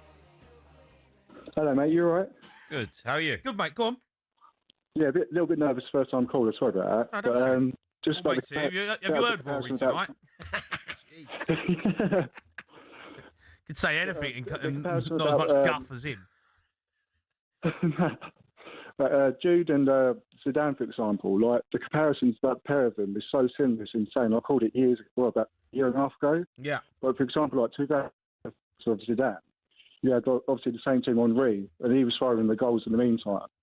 But with Zidane, like the similarities with him and Jude, they have that kind of ooze of class, like an expensive suit, if you like. Yeah. But like also the thing that does scare me, they fire like passionate about them, but they're capable of a red card any moment. Yeah, I know, but you see the other day, like he was on a booking, right, and he can control his temper. You know, he can. He can, but at the same time, all he needs is like a needle in his brain, a bit like what Materazzi did to Zidane in that final game. I don't think we'll ever see that again. I don't think Jude Bellingham's going to go and headbutt someone. Do you think he could lose his temper? Though? Like do you think? I think if we're getting beat, and it looks like we're going out, I think they'll be, but that's just the winner in him. I don't think. But you remember Rooney, Ash? There was always that kind of thing with him. Oh, he gets sent off, and he did get sent off. But I think when you try and take that out of a player and you try and tell him to not be that person, I think it kind of takes away the edge in his game. I think you have to accept. Well, without doubt, you can't take these players like him have got that in them because they have that kind of mentality where they're like, they're on the edge. And that's what makes them so. That's what makes them so great. Yeah, you could never say to Rooney, "Don't be angry." He has to be angry to be at his best. Yeah. You could never say to Jude Bellingham, "Calm it down a bit," No, because he needs to be on edge to be at his best. Yeah. Ash, do you feel like Bellingham? We can talk about Zidane, and look. I get the comparison. I do because they're similar players, but Zidane, for me, was one of probably the greatest midfielder I've ever seen play. Like he was, and he won the World Cup. Jude Bellingham has got to win the World Cup to be on that level, right? Oh, without doubt, absolutely. But the similarities in the way that capable of holding the ball and taking the game on their own, like Zidane against Brazil in the semi-final. I don't know if you've seen, obviously you've seen the highlights of the performance that he'd made, and it was almost like hang it in a museum kind of thing.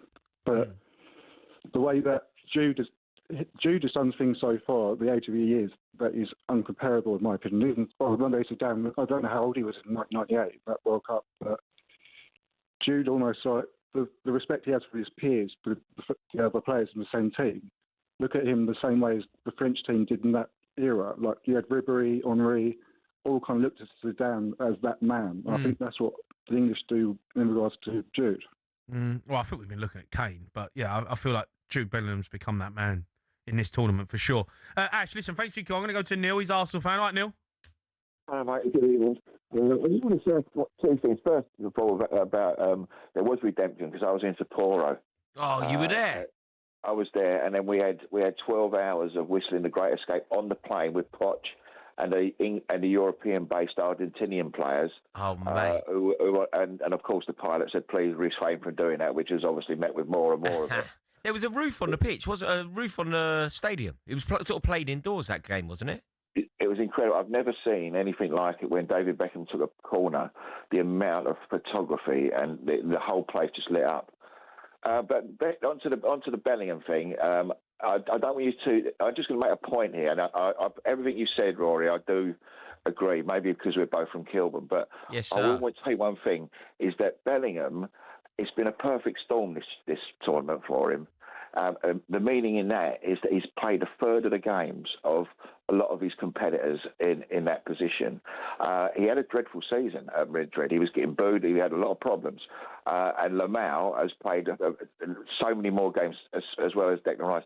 He's taken advantage of that, Bellingham. He's got into the tournament incredibly fit and incredibly probably at the peak of his fitness. Yeah. But you have to look on the other side of it is that he had a poor season, and that's benefited us by that because he's come there. I wouldn't say he had a poor season. Madrid were, not at it in terms of. Oh no, he was. No, there was talk of him out of the club. Nah, what Bellingham? Yeah. No, there wasn't, mate. No, there wasn't. There wasn't. He was having big problems with them. And no, he wasn't having. He's not. Listen, I speak to Kevin Hatchard and Terry Gibson every week about Real Madrid and Bellingham. There was no problem with Bellingham whatsoever. He was injured, and the team weren't performing great. There was no unrest with Bellingham at Madrid. They love him. But that's benefited us. That's really benefited us because he's gone into the tournament incredibly fit. And you know, but when you he's fresher. I get that. You have He's fresher. Lamau. I mean, he's played 2/3 more games than him. You know, and Bellingham has. But let's see when it's back on a more even. And I do agree with one thing with the cause. It's time to just take it back, enjoy what he's doing, but let's not start calling him Zidane. Yeah, he's not there yet. No way. But he's on the road. Like even if you concede, even if we concede that he can't be compared to Zidane at the moment. What he's doing is Zidane-esque in this tournament, in the way that Zidane carried his nation, carried the hopes of his nation, and then delivered for his nation. Jude Bellingham is doing exactly that. He hasn't delivered. He's delivering. He hasn't. No, he's delivering. Delivered the ultimate prize. The ultimate prize is the World Cup, right? Yeah. If he delivers that, then we can talk about him being on the same stature as Zidane. It's a few days away. No, I get that, and I believe he can produce it, but. Yeah, we'll see. Neil, I still can't believe that Neil, that our caller there, Neil, the Arsenal fan, he was in Sapporo for that game. You know when David Beckham had that redemption penalty? Michael Owen won the penalty. Yeah. Went over against Mauricio Pochettino. It was Pochettino, yeah. Like, imagine being at that. That would be amazing, absolutely amazing. Yeah. I'd love to have been there. Yeah. And these encounters, this is what happens, isn't it? These encounters with Argentina, they become historic. Yeah. You can remember them. You can remember the moments. I do feel like they are our biggest rival. They are. I don't know what they are. I guess because of the history of the Falklands and all that kind of stuff, and Maradona. Yeah, Maradona and everything. It has become a history around it. But I was speaking to someone the other day who's Argentinian, and they were like, they hate England. You know, and they say, who's your biggest rival? They don't say Brazil. No. They say England. When I was in Qatar, I went to an Argentina game. I went to Argentina-Poland. They beat Poland 1-0 and I was at the game. Their whole end, they had really good support there, really good. But their whole end is doing that. If you don't jump, you're an Englishman. They start bouncing. Yeah. But they're basically going, if you don't jump, you're an Englishman. I'm standing right in the middle of them, not jumping. But that's what they sing. Like, they're not playing England, they're playing Poland. Yeah. They're 1-0 up against Poland. They couldn't see you anyway because you're so small. No, not amongst them, weirdly. I'm an average height man in Buenos Aires. Yeah, I should move there. I wouldn't be. Yeah, I can't be considered a short king over there. I'm just like a normal guy. I was speaking to Merce the other day. I was on Sky, and he was like, he couldn't believe that people are wearing, like, in England, like, wear Argentina shirts. I saw it. He was like fuming about it. He was like, right. No Argentinian is wearing an England shirt in Argentina. Like, no one. He said he doesn't get that the whole messy furor. We get an Argentina shirt. You're English. Yeah, you can't have an Argentina shirt. I don't understand how people wear shirts of any other nation. To be honest. I don't get it. I wouldn't. I've never understood it. I've never got it. If you're a kid, right, and Ronaldo, or whatever, I can almost get. That's where the parents need to intervene. If you're a grown adult and you're wearing another team's nation, I think you're a bit of an idiot. No, I could never. You've got to have some affiliation to that nation. I wouldn't have my kid doing it. My kids now, they're just decked out head to toe in England kits. Yeah, I've got two little girls. Yeah, they're running about in England kits. Yeah, if they asked me for an Argentina kit, they'd be homeless. They'd be homeless. There'd be a 7-year-old running about homeless. I say, Clementine, you get down the orphanage. You're done. I wouldn't buy her anything. There'd be no shoes or socks on her feet. She'd be living in a workhouse like Oliver Twist. Yeah, she'd be singing. I get it with kids. Yeah. Come on, we got to pick a pocket or Ronaldo. I get that. But no, I would never. I wouldn't care. There ain't. I can guarantee you now, there ain't one Argentinian in Argentina with a Harry Kane. Running about with Harry Kane on his back. No, that is not happening. No, they're our biggest rival. And that's why this game is so monumental. And it's you've got to think what's at stake as well. Like, this would be massive if we were playing them in the group stages. Yeah. Like, in fact, the game in Sapporo that we were just talking about was a group stage game. Yeah. This is now the winner goes to New York. Yeah. The loser is out. This is everything. It's the biggest game that we've had in this country for nearly 40 years. This is bigger than the Euros finals, I think. A semi-final of a World Cup against Argentina is bigger than a Euros final against Spain. Yeah, since the hand of God, Maradona. Yeah. It's bigger than a Euros final against Spain, isn't it? Yeah. Yeah, it's a World Cup. I agree. World Cup. Yeah, it's the World Cup. All right, keep your calls coming in. We'll squeeze some more on. Up next, we're going to be joined by European football expert Kevin Hatchard as we build up to the semi-final between Spain and France tomorrow. That's live on talkSPORT as well. You're listening to the World Cup Sports Bar on talkSPORT, brought to you by Enterprise Rent a Car. Here for it. Book now. Enterprise.co.uk.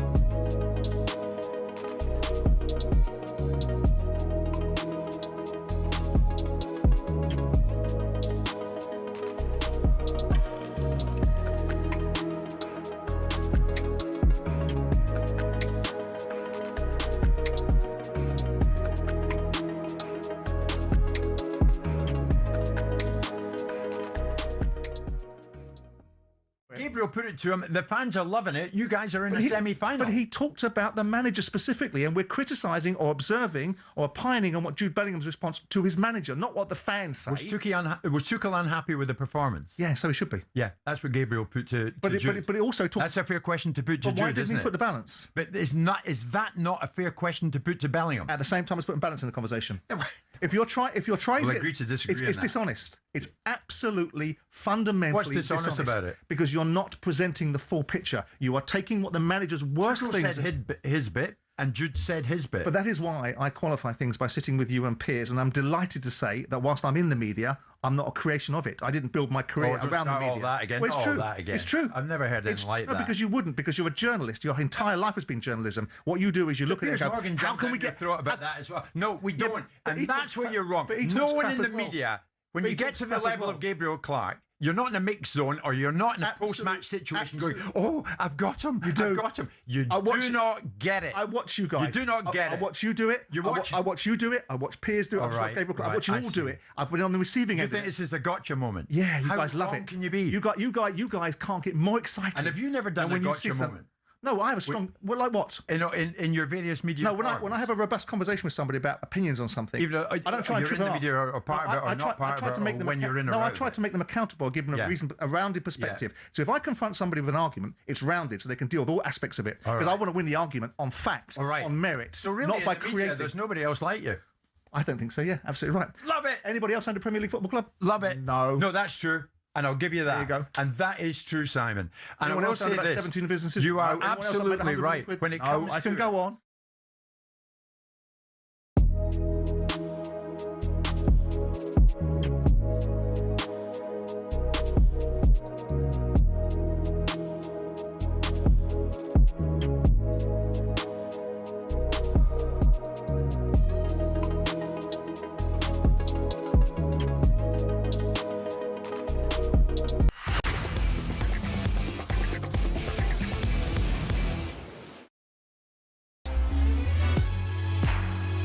Brought out in the air, here's Kylian Mbappe!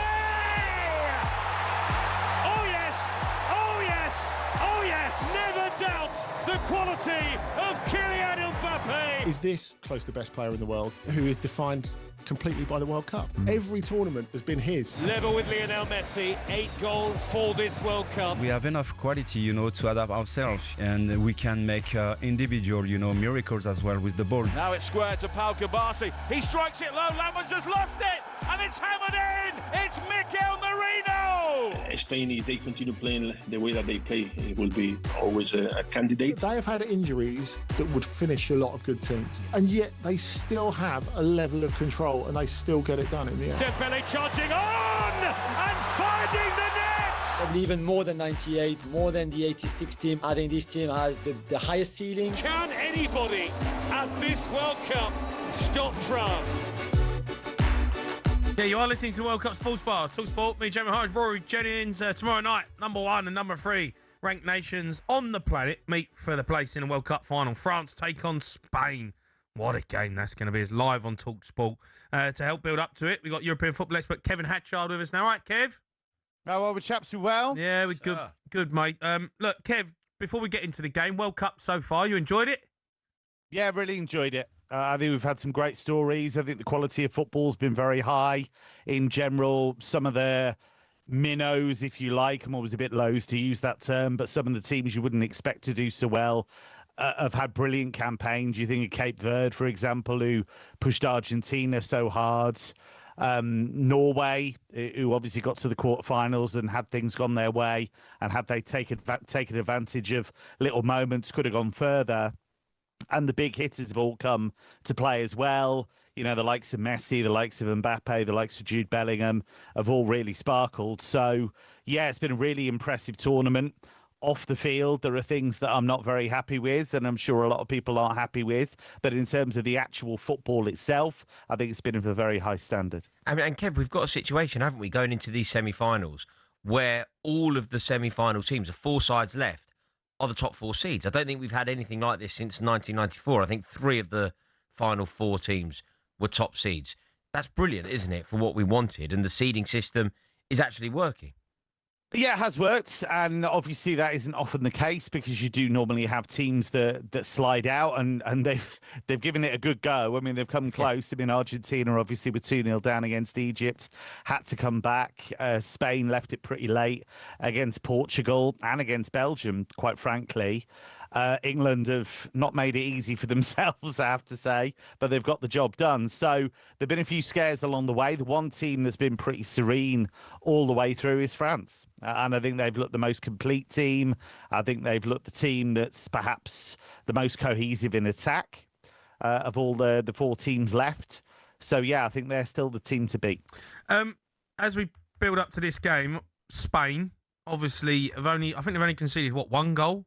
They've been in decent form. Don't feel like they've really set the world alight, but been efficient, right? As a team, like they're a proper team. They know how to win, and yeah, they do. How do they go up against France then? Yeah, I think the key is going to be what happens when they lose the ball, because I think France are at their most dangerous in transition when they can get Olise in space, when they can get the likes of Dembele and Mbappe and Doué or Barcola. I mean, they've got an embarrassment of riches in that final third. So Spain have got to be careful, really. I mean, they're so good in possession. The area where they've struggled really is penetration. They've really struggled to open teams up on a regular basis. I worry about the goalkeeper, Unai Simon. I think he's an accident waiting to happen. And I know it bemuses people that he's ahead of David Raya and Joan Garcia, but he's very much trusted by Luis de la Fuente. But for me, there's an error in there, and maybe this is the game where we see it. But yeah, Spain have been very controlled. They know their jobs. They know exactly what they're doing. But it's just whether France have got that extra bit of magic that they might struggle to contain. I think a lot of people have been seeing France as the clear favourites. The goals galore, that front line, it's unbelievable. Didier Deschamps is now an icon. You look at how well he's done in that job. But where do you see this one going? Because I've got a feeling that Spain are going to be so regimented, so together, and know exactly what their responsibility is. I feel like they can nullify this French side. How do you see it going, Kev? As I say, I mean, Spain will look to control it, I'm sure. They'll look to play their patterns. They'll look to get between the lines. They'll look to get Dani Olmo into pockets of space where he could do damage. Oyarzabal up front, I think, gets a bad rep. I think he's a much better striker than people give him credit for. I think he's been a really important player for them. But I just think in a really tight game, which I expect this to be, I just think France do have difference makers. Of course, Spain do too, and Lamine Yamal is the most obvious one of those. But I just think France, with Olise in the form he's in, with Mbappe looking as sharp as he is, in a tight game, I think those guys are going to make the difference. And they can hurt you in so many different ways because, against some teams, they've dominated the ball, they've pushed high up, and they've made it really difficult for teams. They've played those little 1-2s and just leave it open gaps in the defence. But if they don't have so much of the ball, they'll be happy with that because they'll just say, OK, that's fine. We'll hit you on the counter or we'll play that transitional game. So, yeah, I feel like France have the edge. Of course, Spain are a brilliant team. They're the European champions. If Spain win it, it's not a seismic shock. But I do think France have the edge. What about Mikel Merino? Could he force his way in as a starter? Because, I mean, he's scored 2 unbelievable winners, right? He's got them over the line. Yeah.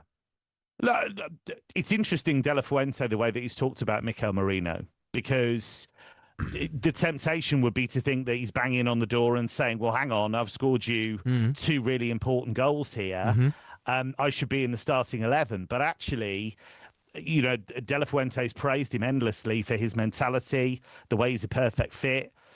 And you do need that sometimes. I think managers increasingly are looking at the whole 90 now, if not 120 when it comes to these big World Cup ties, and they're planning accordingly. And you might not start the game, but you'll be the guy that comes on and maybe wins it at the end. And that's been the case for Merino. And they have, I mean, they didn't start with Pedri against Belgium. They left Pedri on the bench and Fabian Ruiz played, and Fabian Ruiz scored the opening goal. So that's the strength in depth they have, and it's about that mentality and somebody who's prepared to wait for their turn, and when it comes, make the absolute most of it. Kev, can I ask you about Lamine Yamal? I've heard you talk about him before. I take your words on players on the continent very seriously, and I know how highly you rate Yamal. Have you been disappointed by his contribution to this World Cup so far? No, not really. I think you have to bear in mind that he wasn't fully fit coming into it, so I think that's important to note.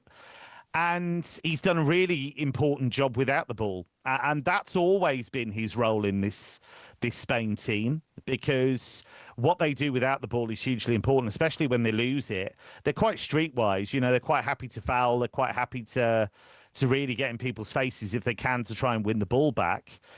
Lamine, I think, has had moments. He's not maybe had that moment against France that he had, for example, where he banged one in the top corner and that was ultimately, you know, a huge part of them getting to the final. But he's always got that potential to change a game. And the thing I find remarkable about him for his age is his decision-making. His decision-making is so good. When to pass, when to shoot, when to take a player on, whether to go inside, outside, you know. He makes the right decision almost every time, which for a player of his age is phenomenal. And you think of just how Spain rely on him, Barcelona rely on him, and that's been the case not just in the last year, but several years now. And for a player of his age to be performing under that scrutiny at that level, I think is almost beyond belief. Yeah. Earlier on in the show, Rory Jennings said that it is Jude Bellingham's tournament. Hand it over to him. No one else comes close. What do you make of that? I think some players come close, but I think certainly Jude's making it his tournament. And we're seeing all of the things that people who'd watched him for a long time knew about him. I mean, this is a guy, I mean, I've said it a lot on here, but I'm happy to repeat it. This is a guy that was captaining Borussia Dortmund at 19 years old. This is a guy who's playing for Birmingham City at 16 years old. This is a guy that they retired his shirt number and everybody laughed and went, that's ridiculous. You can see why they've done it now at Birmingham, because you're talking about a player that is absolutely phenomenal. I mean, he's 23 and this is his 4th major tournament for England. That's not normal. I mean, I've just talked about Lamine Yamal and how it's not normal for him to be performing in the way that he is at the age he is. For Jude to be the leader that he is and the top-class player that he is at 23 is not normal. And there's a reason Real Madrid's brought him in. There's a reason why he's already won the Champions League with Real Madrid.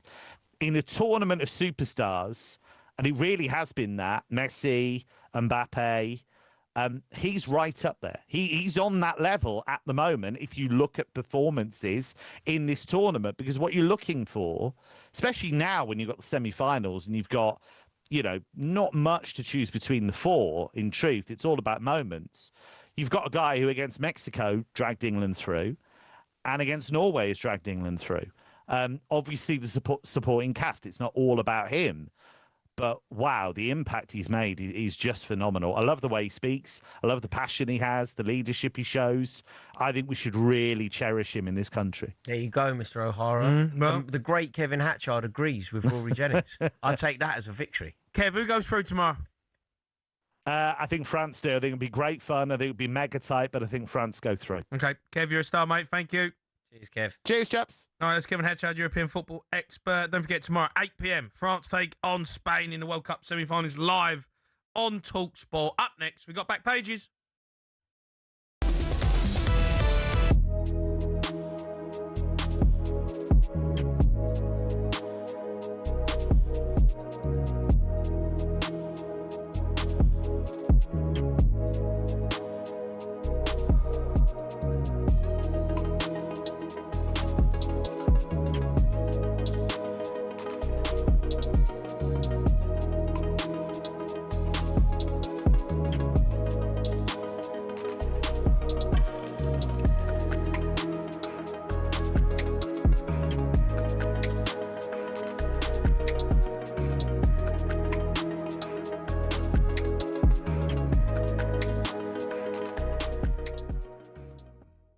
get into this weird situation where they forget what happened before. So all the big games, they played Haaaaas, right? Gyökeres, who you bought in at the start of the season, was going to be, for all the big games, in all the big games, he was on the bench. Yeah. Facts, that's what happened. So the manager doesn't trust him. That's not our opinion, that's just objectively looking at it.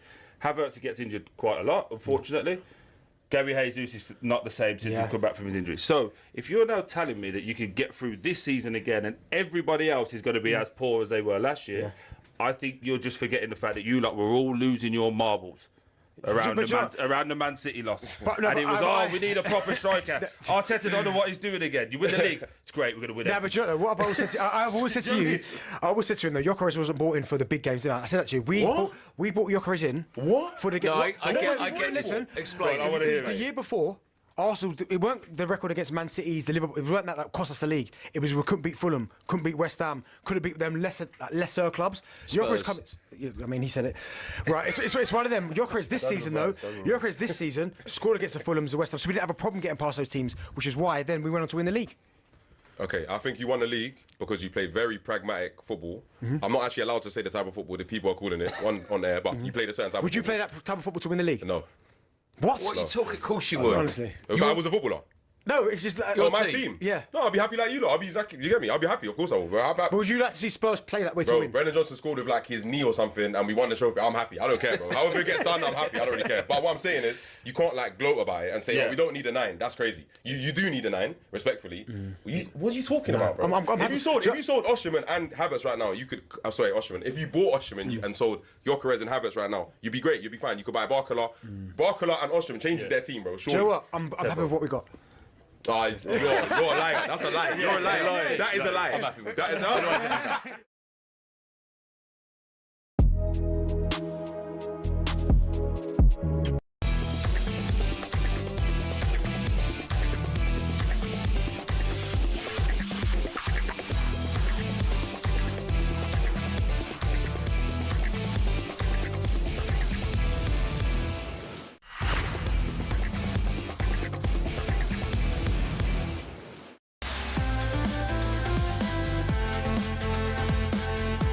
It's the World Cup Game Day Sports Bar on talkSPORT. Me, Jamie Haaaaas, and Rory Jennings. We're taking you through to 1 a.m. Now, though, it's time for this.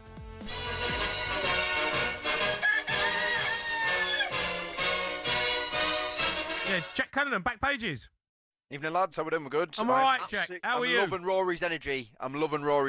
He's all in. The Jack Cunningham seal of approval. That's all I'm after, Jack. Thank you. He's on it, mate. He's on it. I think he wants it to be Wednesday right now. He just wants to teleport to Wednesday. I'm completely ready for it. He's hungry, mate. He's hungry. It's great. I love it. Right, let's get into some of the back pages. Back page of the Times, we've got Rice fit to start semi-final. Yeah, looks like Rice is going to be able to start for England. He has recovered from the stomach bug. I think he was actually in bed 3 days or something last week. He should never have started that game. Never. He was so far off it. It was actually unbelievable. He was struggling. Look, in the end, it didn't cost us because we got through, so it's fine. If he's fully fit, he has to start. If he's not fully fit, then I don't think he starts. As much as he's so important to England, we can't be carrying anyone in this game. We cannot carry. I think it's a bit of a learning curve that for Tuchel. Yes, like I get it. He's a star player, and I get, but you can't carry. You can't. You just cannot cut. You can't go into this game with someone no who's passengers, fit, no passengers. Yeah, or who's ill. Do you know what I mean? Haaland apparently was ill, right? As well. Yeah, he was non-existent. He was not. He wasn't. It's too hot. It's too big moments, too much pressure. All right, you can't. You have to be at full tilt. And if Declan Rice ain't at full tilt, don't play him. Yeah, sounds like good news, though. Good news from that article in the Times there that he could be fit. Which that's good. Yeah, dream news. This is an interesting one here, Jack. Xabi Alonso is hoping that it's not the end. This is in the Sun. Enzo Fernandez could stay at Chelsea. A bit of a U-turn here. Yeah, Rory, I will actually get your opinion on this, to be fair. But yeah, basically the news is Xabi Alonso did his first press conference today as Chelsea manager, and he was asked about the future of certain players. So he said that Garnacho's definitely leaving. He said that Nicholas Jackson is going to be part of the Chelsea squad. And he also said that he wants to keep Enzo Fernandez. Now, Enzo Fernandez, of course, has made it very clear that he wants to leave Chelsea. Chelsea have whacked 120 million price tag on him if he's going to go. Of course, he was that weird interview earlier in the year where he said he wanted to join Real Madrid. It's like, well, Real Madrid are not even remotely interested. They haven't opened talks. They haven't talked to you at all. But you're banging on about how Madrid is such a great city. That made him have to sit out a few games. He's maybe like the captain and stuff. Like, I don't rate him anyway. I don't rate him at all, to be honest. I think he scores a few goals. I think that his attitude stinks. I think that for the amount of money Chelsea paid for him... You can't say you don't rate him. I can't say I don't rate him, Jamie. You can't. I can't. No, I can say I don't rate him. He's scoring goals in the World Cup. He's scoring goals in the World Cup, fine. But I can say I don't rate him. World Cup. For the money they've paid, I don't think he's done anywhere near enough. When he's sat next to Caicedo's carry him. To Rory, you better give us a better opinion. I think you're right, Jack. I think you're right. He's not a player that I particularly like. He's not a player that I particularly rate. What I will give you, where I'll give him the credit, you know when it most matters, big games. Yeah. Big games. You're playing Leeds at Wembley, he scores a winner. We're playing Tottenham, he always scores. He's a big game player, and I'm actually quite worried about him with regard to England. Like, his performance on Wednesday night in Atlanta will be crucial to Argentina. And I think he's the type of player to leave a mark on the game. But overall, Chelsea signed him for over 100 million quid. He hasn't delivered on that so far. No. So, but do you want him to stay? Out of principle, now I'm not going to be logical here, Jay. Out of principle, I want him to leave because he's been flirting, making eyes at Real Madrid for a long time. If you don't want to play for Chelsea, then I don't want you to play for Chelsea. Is he good enough to stay? Yeah, of course he is. But on principle, he should leave. Yeah, and I agree with that as well. I think that there's a player who clearly has got no interest in being there anymore. Like, we'll see. I mean, Alonso come out and said they've had a conversation. So. They said they've had a conversation, yeah, but then Javier Pastore, who weirdly is Fernandez's agent, said that he still wants to go. So, do you know what I mean? Like, it's a mess, to be fair. Yeah. All right. Back page of the Times. Tillmans to join United in £35 million deal. Not a good day for Aston Villa fans. No, it was a strange day for Aston Villa. We'll kind of touch on it a little bit as we go on. But, I mean, first of all, we're going with the Tielemans thing. So £35 million. He had a release clause in his contract, which no one knew about whatsoever. It broke this morning that Manchester United were in advanced talks, and then it's done. He's going to Manchester United now. 29 years old, Yuri Tielemans. Just starred for Belgium in the World Cup, had a really good World Cup. I think he's a brilliant footballer, to be honest. I think probably one of the best midfielders in the Premier League. I think his passing is on another level. The only thing he's probably not amazing at is actually his mobility around the pitch. But if Manchester United sign a mobile central defensive midfielder alongside Tielemans, I think with Bruno Fernandes in the 10 and Andre Santos available there, I think that's actually a really good midfield rebuild. This is a signing that Manchester United don't make. You know, for years they have never made these clever signings. They've always just blown mad money on like Anthony, Onana. The list goes on. Trying to think of some of the ones, but yeah. Mason Mount's a great example. Mason Mount, there you go. This is a sensible signing, though. This is a player who has delivered for a long time for Aston Villa. He has Premier League proven. Won silverware, like he won. His goal won Leicester the FA Cup. He's a serious footballer, Tielemans. I think it's an excellent signing. Yeah. And I think if you look at Emery always used to say Tielemans is like his lieutenant on the pitch. And I think for Emery to put so much trust in someone, he's got to clearly rate them to a high level. I think this is a really clever signing for Manchester United. Now, in terms of Aston Villa, this is a very strange day because basically Luca Digne has also got a release clause under £10 million. They paid £25 million for him to get him from Everton, but under £10 million. And PSG have verbally agreed a deal for him after the World Cup. Now, Digne's been starting, actually, for France. It was quite a surprise. Theo Hernandez started the first game, I think, and then since then, Digne's been playing every other match. And at 33, Digne he's done really well. I mean, I don't know what he's going to be like against Yamal, but he has had a really good tournament so far, and he's going to move to PSG to be Mendes's backup. But look, it's a move back to PSG, it's a move back to France as he's getting on. It makes sense from Digne's point of view. From Villa's point of view, it feels like after all the buzz over Manzambi, which again Newcastle got hijacked anyway, but Manzambi going to Villa, they've then lost Tielemans, Digne, and then Onana's out as well. So it's I don't know. I guess it's up and down for Villa at the moment. But then in terms of Manzambi for Newcastle, I mean, come on. Yeah, what's going on at Newcastle, mate? Honestly, to be a Newcastle fan right now, mate. Look, this is public humiliation at this point. It's just public humiliation. It really is, because To have that deal be so public, to be everyone saying, yeah, it's done, he's joining Newcastle, he's going to join Newcastle, just wait for the World Cup to finish. Then there's a video of him speaking to Emi Martinez. Martinez asks him, are you joining Villa? And he goes, yes. Everyone missed it entirely. And then it comes out that he's picked Villa. And I get it, Champions League football.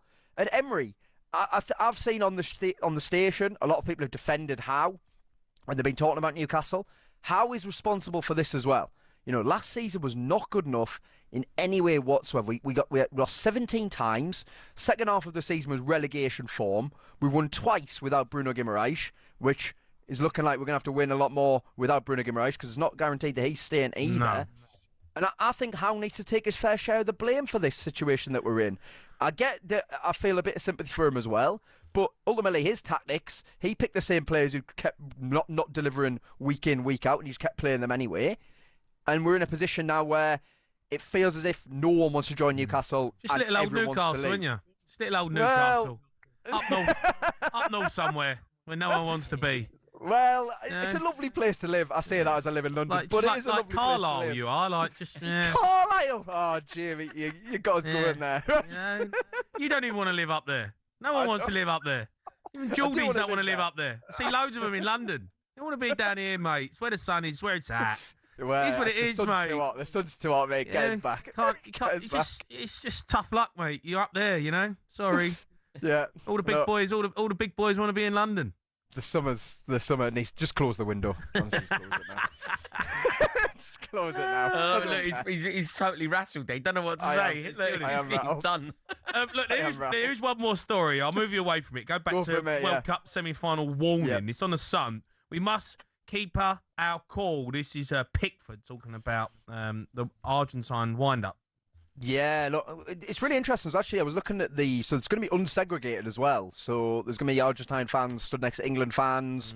The police are quite concerned because of obviously, the Falcons, Maradona, etc. Yeah, as Rory was saying, I do think this is probably England's biggest rivalry, actually, maybe along with Germany. But I think Argentina might actually be more. I think there's a bit more in terms of football. There's certainly a lot more rivalry there, I think. So there's that. So Pickford's trying to make it clear that he doesn't want the England players to get too caught up in everything and focus on the actual game itself, and also try not to focus on Messi. I know it sounds a bit daft, but I think he's trying to say that you can't just think it's just Messi and no one and just 10 other blokes. I think he's right here, though, Jack. I think he's right as well. I honestly do. I think if we start being preoccupied with Messi, start talking about maybe putting a man on him or whatever else, I think that will be it will do us a mischief. We need to give Scaloni something to worry about. Don't worry about Messi. Let them worry about Bellingham. We shouldn't be worried about how we stop Messi. They should be worried about how they stop Kane. Like, we need to give them a problem. Let them be on the back foot. Let them worry about us. If we start trying to tailor our game to stop them, we'll get beat. Yeah, tell you what, though, I don't want Madueke starting. It actually doesn't bear thinking about Madueke starting. Like, Ibrahimovic talking about him. Do you listen to Ibrahimovic? Yeah. He slaughtered him, didn't he? Yeah. Look, I like him, but he's clearly just... He hasn't got the IQ. He hasn't got the IQ of Saka. Not yet. He had a bad game, but he's had some good ones as well. But he had a shocker. We'll see. But a few people did. All right, lads. Jack, no worries. Thank you, mate. See you later. Cheers, Jack. Those are your back pages.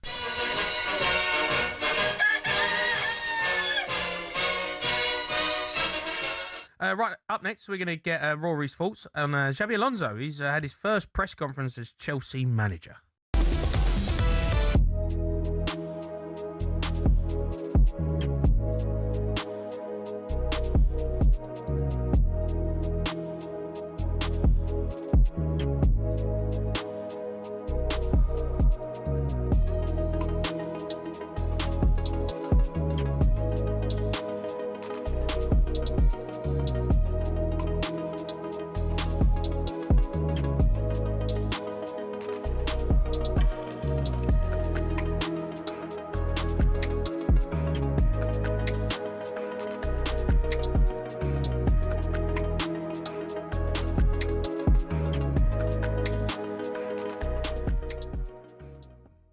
Go to Ben. He's Arsenal fan. All right, Ben. Benny boy. How you doing? You all right? I'm all right, Ben. We've got to do this quarter-final 11. Let's get it going. Come on. All right. I've got the Spanish flamenco dance on the wing. Like around defence.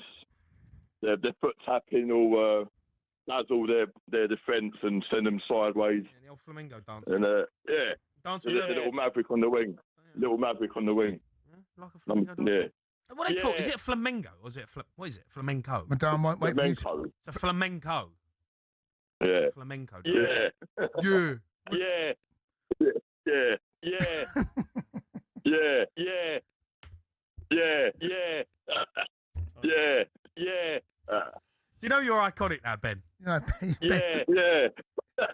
He's actually iconic. Ben appears every single night at the sports bar. Every night. Doesn't he? Without foul. Yeah. Yeah. Been over a year. It's been a year. All right, look, the flamenco dancer on the wing. Yeah. Okay, dancing about. Bit of maverick in there. All right, let's go to Dave. He's a Sunderland fan. Dave? All right, Dave-o. Hello, boys. How you doing? I'm all right, Dave. How are you? Yeah. Good.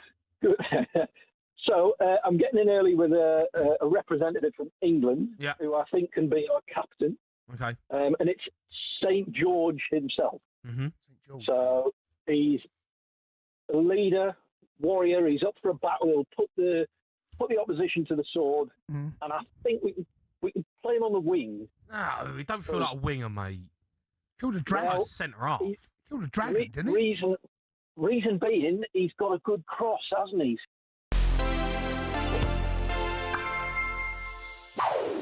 Few people win the World Cup as a player. Very few people win the World Cup as a manager. Only 3 men in history have done both. One of them is Didier Deschamps. I mean, what a team. For our younger viewers, that's Zidane, Desailly, Leboeuf, Thuram. I could go on. And in 1998, those legends were captained by Didier Deschamps. Before that tournament, Deschamps had been winning league titles and Champions Leagues with Marseille and Juventus and had led Les Bleus since 1996. They hadn't even qualified for the World Cups in 1990 and 94, but Deschamps had spearheaded the Renaissance. It culminated in that final against Brazil. The 30-year-old playing at the base of midfield was keen to get stuck in. Fais-lui savoir que tu es là, French for let him know you're there, according to Google Translate. Zidane and Petit got the glory, but Deschamps controlled the game before lifting the trophy into the Parisian night sky. After winning the Euros 2 years later, he hung up his boots and jumped into management. He had spells in club football before, in 2012, being put in charge of his nation. France scraped into the 2014 World Cup via the playoffs and were pretty pleased about it. Even a quarter-final defeat couldn't dampen the optimism. The tables, French fans believed, were starting to turn.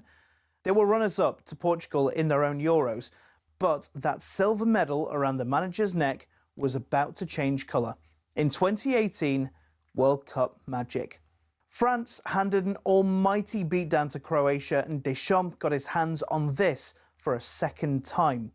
It meant that he joined Brazil's Mario Zagallo and Germany's Franz Beckenbauer as the only men to have won the World Cup as a player and manager.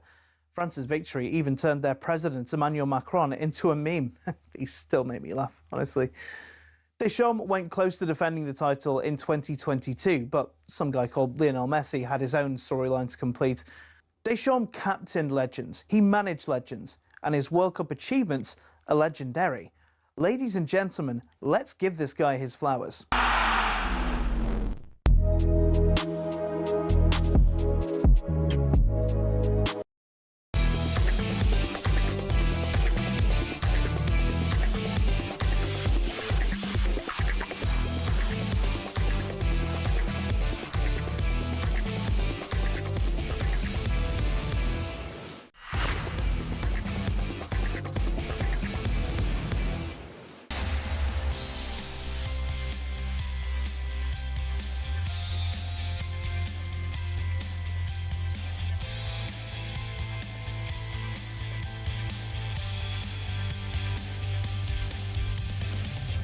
You are listening to the World Cup Game Day Sports Bar with me, Jamie Haaaaas and Rory Jennings. Still to come, I'm going to be joined by talkSPORT reporter Ben Jacobs as we get the latest transfer news.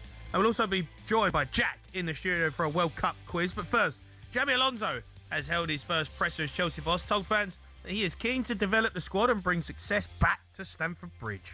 I want to enjoy it. I want to be part of this club, work together with the sports directors, with the players, with the staff around. I see that it's a club with a great potential. We need for sure to make important decisions, right decisions, but I think that there is a very strong base already built, and now we need to follow up to keep building and building this mentality to be competitive on the pitch, to win games and to enjoy it, to be part of that process, how we want to play, how we want to see ourselves, how we want to approach each game wherever we go. That's my job. That's what I'm really looking forward to have the whole squad. At the moment we have some bits, but early days, and happy early days so far. But for sure we want to be there, and time will tell, but we are ambitious, and to be in Chelsea you need to share those that energy, that ambition, and as well that hunger to want to have success. Yeah, obviously Xabi Alonso is in now. He's through the door. What have you been keeping track on Chelsea? Obviously the World Cup's taken over, but yeah, excited?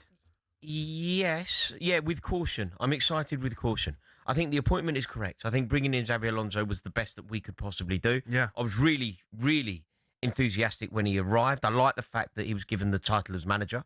It's symbolic, isn't it? Yeah. He's not a head coach. Yeah, he is the manager of the football team. Yeah. Which is what we needed. It suggests, the implication is that there's a new approach from Chelsea. I don't know if I am as convinced as I was when he got the job. Why? Because certain things have happened that I just don't think are for the benefit of Chelsea. I think they're for the benefit of the boardroom. There are certain things. Selling Andre Santos, for example, we bought him for about 20 odd million. We've sold him for about 50 odd million. That is a £30 million profit. So that's great. But it isn't necessarily for the benefit of the football team. And I'm now very scathing and very cynical about these owners, these sporting directors, Blueco. Everything that they've touched so far has gone wrong. They bought a club that were champions of Europe. We've been in the Champions League, 1 in 4 years? It's just not good enough. It's just not good enough. And a lot of what I've seen happen so far, even since Alonso's been appointed, it doesn't chime with trying to build a brilliant football team. A co-owner of Blueco has told us that you can build a very profitable, successful brand without being a successful football team on the pitch. So I just want to make sure that what they're doing is to make Chelsea the best football team that we can be. But haven't they done that with Alonso? Bringing in Alonso would suggest it, but allowing Santos to leave doesn't really fill me with confidence. He's one of our better players. You've got Enzo Fernandez and Casado, though. Well, Enzo Fernandez is also rumoured to leave. Like, I'd say that one of the big jobs. I mean, I think if you boil it down, what does Xabi Alonso have to do? Well, his major jobs, I'd say, getting Cole Palmer playing well is one of his jobs. Making sure that Cole Palmer's the best that he can be, and if he is the best he can be, I believe he's one of the best players in the league. Yeah. So he has to get him playing well. I think there's a conundrum regarding Enzo Fernandez. I don't know. I actually don't know what the answer is. But Alonso needs to know the answer and needs to get it right. He either needs to leave and never play for Chelsea again, or we need to build a midfield around him. Yeah. And that decision that Alonso will ultimately make here is pivotal to the success of the club. And then what we need to do is we need to up the standards. Like Nicholas Jackson's coming back. I don't think he's that bad. No, I agree. I probably agree with your. I think he's all right. Jamie, though, your assessment there is probably spot on. He's not that bad. He's all right. Are the words you used. Yeah. And I think you're probably correct. That's a lot better, by the way, than Liam Delap. Like, Liam Delap scored 2 goals in 41 appearances. It's just ridiculous. It's like absolutely ridiculous. Yeah. So I would say that Alonso needs to up the standards, which means getting rid of players like Liam Delap. He's not the only one. But Liam Delap's not good enough to play for Chelsea. If we're to be the club that we're supposed to be, when we were a club that had standards, when you were playing and came up against Chelsea, the Chelsea that you would have come up against, Liam Delap wouldn't have been anywhere near it. No. He wouldn't have been anywhere near it. So we need to get back to those sorts of standards. And the way that you do that is by... You could possibly argue that Nicholas Jackson could play a role, but the role that I'd be happy with him playing is the role that Loic Remy played when we won the league, which is second fiddle to Diego Costa. It's the role that Solomon Kalou played, which is the 4th best striker at the club. Yeah. If Nicholas Jackson is the 3rd, call it 3rd best striker at the club, maybe even 2nd, I could live with it. But what we can't do is have Nicholas Jackson as the main man and Liam Delap on the bench. Yeah. So that's not good enough. But there's a lot. João Pedro. Yeah, look, making sure that João Pedro's playing well is another priority of his. I think getting João Pedro playing well, getting Cole Palmer playing well, bringing back a connection between the fans and the players. You sold never been Cucurella. worse. Yeah, Cucurella's gone. Like that. I mean, he's a brilliant player. He's a good player. No, he's a brilliant player. He had a very good season. He wasn't good for us last year. He didn't have a good season. Nobody did. Liam Rosenior was manager. That miserable bloke McFarlane was manager. Like, it didn't go well. But Cucurella was supposed to be one of our standout players. He's supposed to be one of the personalities of the He's team. a left back. Yeah, but he's also like the most experienced player in the squad. And when things were going wrong, also just the behaviour. Like, it's quite a dislikable squad. I thought Liam Rosenior was a stain on the office of Chelsea manager. I don't want him anywhere near the club, and I hate even thinking about the time that he was appointed. Anyone that was involved in his appointment should be sacked. But when he was manager, he occupied the office of Chelsea manager. When they're calling him a substitute teacher, and they're calling Graham Potter Harry Potter. Cucurella should be the player that says, no, you don't do that. In the way that John Terry or Didier Drogba would have set those standards. You respect the office of Chelsea manager, even if you don't respect the person in the role. Yeah. And Cucurella didn't really step up when we needed him to. I won't lose any sleep over him going. But there was some good news from the club. Alejandro Garnacho will be leaving. So that's worthy of celebration. I could do the Marco Tardelli celebration around this studio just off the back of that news. You thought I was enthusiastic about England. That was a bad move, that, all round. That's what this ownership was. And do you know what they did? Do you know what they said? They kind of knew it, but do you know what they said? This is the problem with Chelsea. This is going to sound so weird, right? But when a football club signs players, so when Senesi signed for Tottenham, you've done that. Whether it works out or not isn't the point. You've done it because you think he will make your football team better. Mm-hmm. When Alejandro Garnacho signed for Chelsea, it wasn't to make our football team better. It was because, and they called it this, he was a market opportunity. He was available for a fee that they wanted to pay, and they felt like they could secure an uplift on the investment. So it was a business decision. But it was a pitiful business decision, and it cost us, because he is one of the worst footballers to have ever worn the Chelsea crest.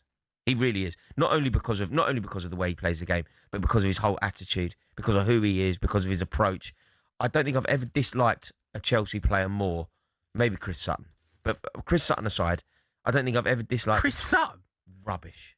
He's not rubbish. He was rubbish for us. Chris Sutton was not If rubbish. I did a worst ever Chelsea 11, Chris Sutton is up front with Timo Werner. Chris Sutton up front, Timo Werner, Alejandro Garnacho on the wing.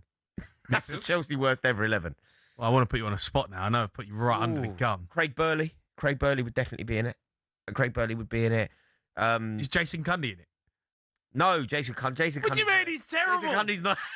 He's terrible. Cundy's got to be centre half in his team. Absolutely not. Absolutely not. No, Cundy and Paul Elliott were a decent pairing for us. They're a very decent pairing. But no, look, overall, Alejandro Garnacho, not only because of his footballing ability, but I don't think I've ever disliked a Chelsea player more. I don't think I've ever disliked a man more. Yeah. He's just such an unlikable bloke. And it hasn't worked out for him the last few years, I'll give you that. I liked him when he come on the scene at Man United. I thought there was a time about when him. did, but he's so average, isn't he? He's got the attributes to be a really good player, but he just doesn't the attributes to be. He doesn't do it enough. He just goes missing. He's going to end up running the do you know where his career is ultimately going? He's going to be 28 and he's going to be running down the wing at Cadiz. That's what it's going to be. It's going to be Cadiz. It's going to be Real Betis. Good team, mate. Cadiz. Good team. Yeah, I'd love a game for them. Team's hot. But what he's not, minted. He's not Cristiano Ronaldo. No, of course, but no one. No, but that's what he thinks he is. Yeah, that's what he's kind of self-styled himself as. And yeah, no, the conduct on and off the pitch. Look, the good news is Alejandro Garnacho will never play for Chelsea again. No. And for that, we do the Marco Tardelli. Yeah, you've got him out the door. Yeah. Damning indictment into Chelsea Football Club from Rory Jennings. There you go. Yeah. No messing about. But look, overall, I'm quite happy about the Alonso appointment. I just hope that he does it his own way. I just hope that these didn't at Real Madrid, did he? The problem we have is these venture capitalist billionaires who own Chelsea. They're running the club like we're some Silicon Valley startup. And you can't do that in football. So just let Xabi Alonso, who is a pure football man, you know the lack of respect that other managers were given. They can't do that to Alonso. Like, if somebody wants to give it the big one to Alonso, say Enzo Fernandez wants to give it the big one to Alonso, won the World Cup, mate. He just shut up. So did I. Yeah. Anyone else want to give him the big one? Who else could possibly give it? No. There's an instant respect. Yeah, he played for Real It's a Madrid, bit like won the European Cup. It's the same as when Roberto Martinez come into Spurs. There was instant respect from the players. You saw an upturn in results because of the fact that Oh, De Zerbi, yeah. De Zerbi, sorry, De Zerbi. Yeah. He comes in and is an instant. There's an instant respect. You change. You change the way your attitude. You change the way you train. You change the way you run around. Yeah. Because you got Igor Tudor, who's an absolute clown, and then you've got someone who's managing the Premier League who knows what he's about, and he's going to help you become. And things change immediately. Things change immediately. So I think there will be an upturn at Chelsea. But he was speaking about that, and he set the standard himself. He said Chelsea need to be in Europe, and by Europe, I hope he means Champions League. It's optimistic from me. Yeah, I think you take. Listen, you don't need the Conference League. No. A club like Chelsea. The worst thing. It's the worst. A club like Chelsea don't need a Conference League. It's Europa League or nothing. Agreed. All right, we're going to move on. We've got transfer latest coming on next is Ben Jacobs.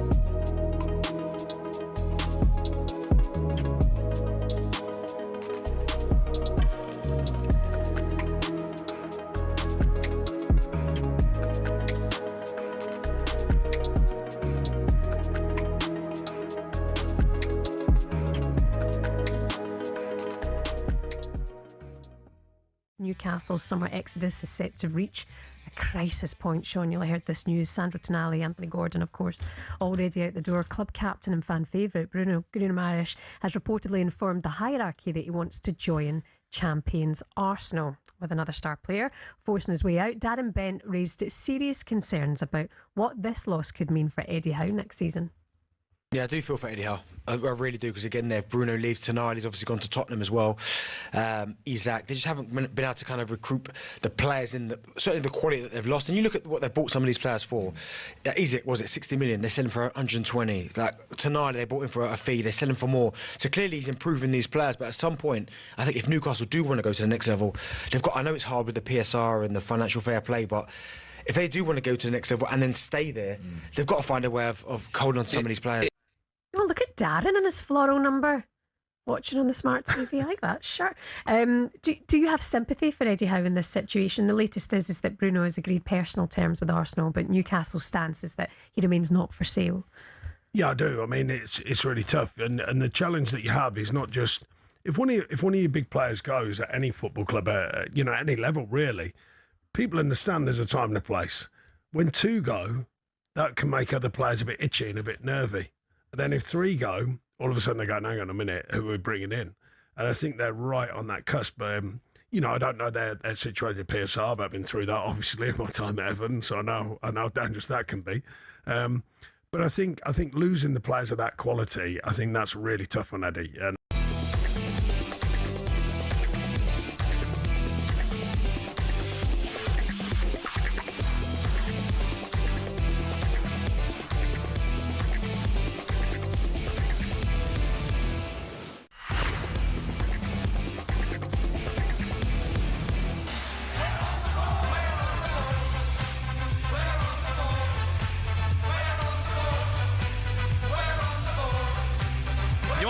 to the World Cup Game Day Sports Bar on talkSPORT, brought to you by Burger King Burger Buddies. Total tournament satisfaction delivered by the experts. Order now on the BK app. We said we were going to talk about transfer rumours and the latest is what's going on. So who better to speak to than the transfer guru, Ben Jacobs. All right, Ben?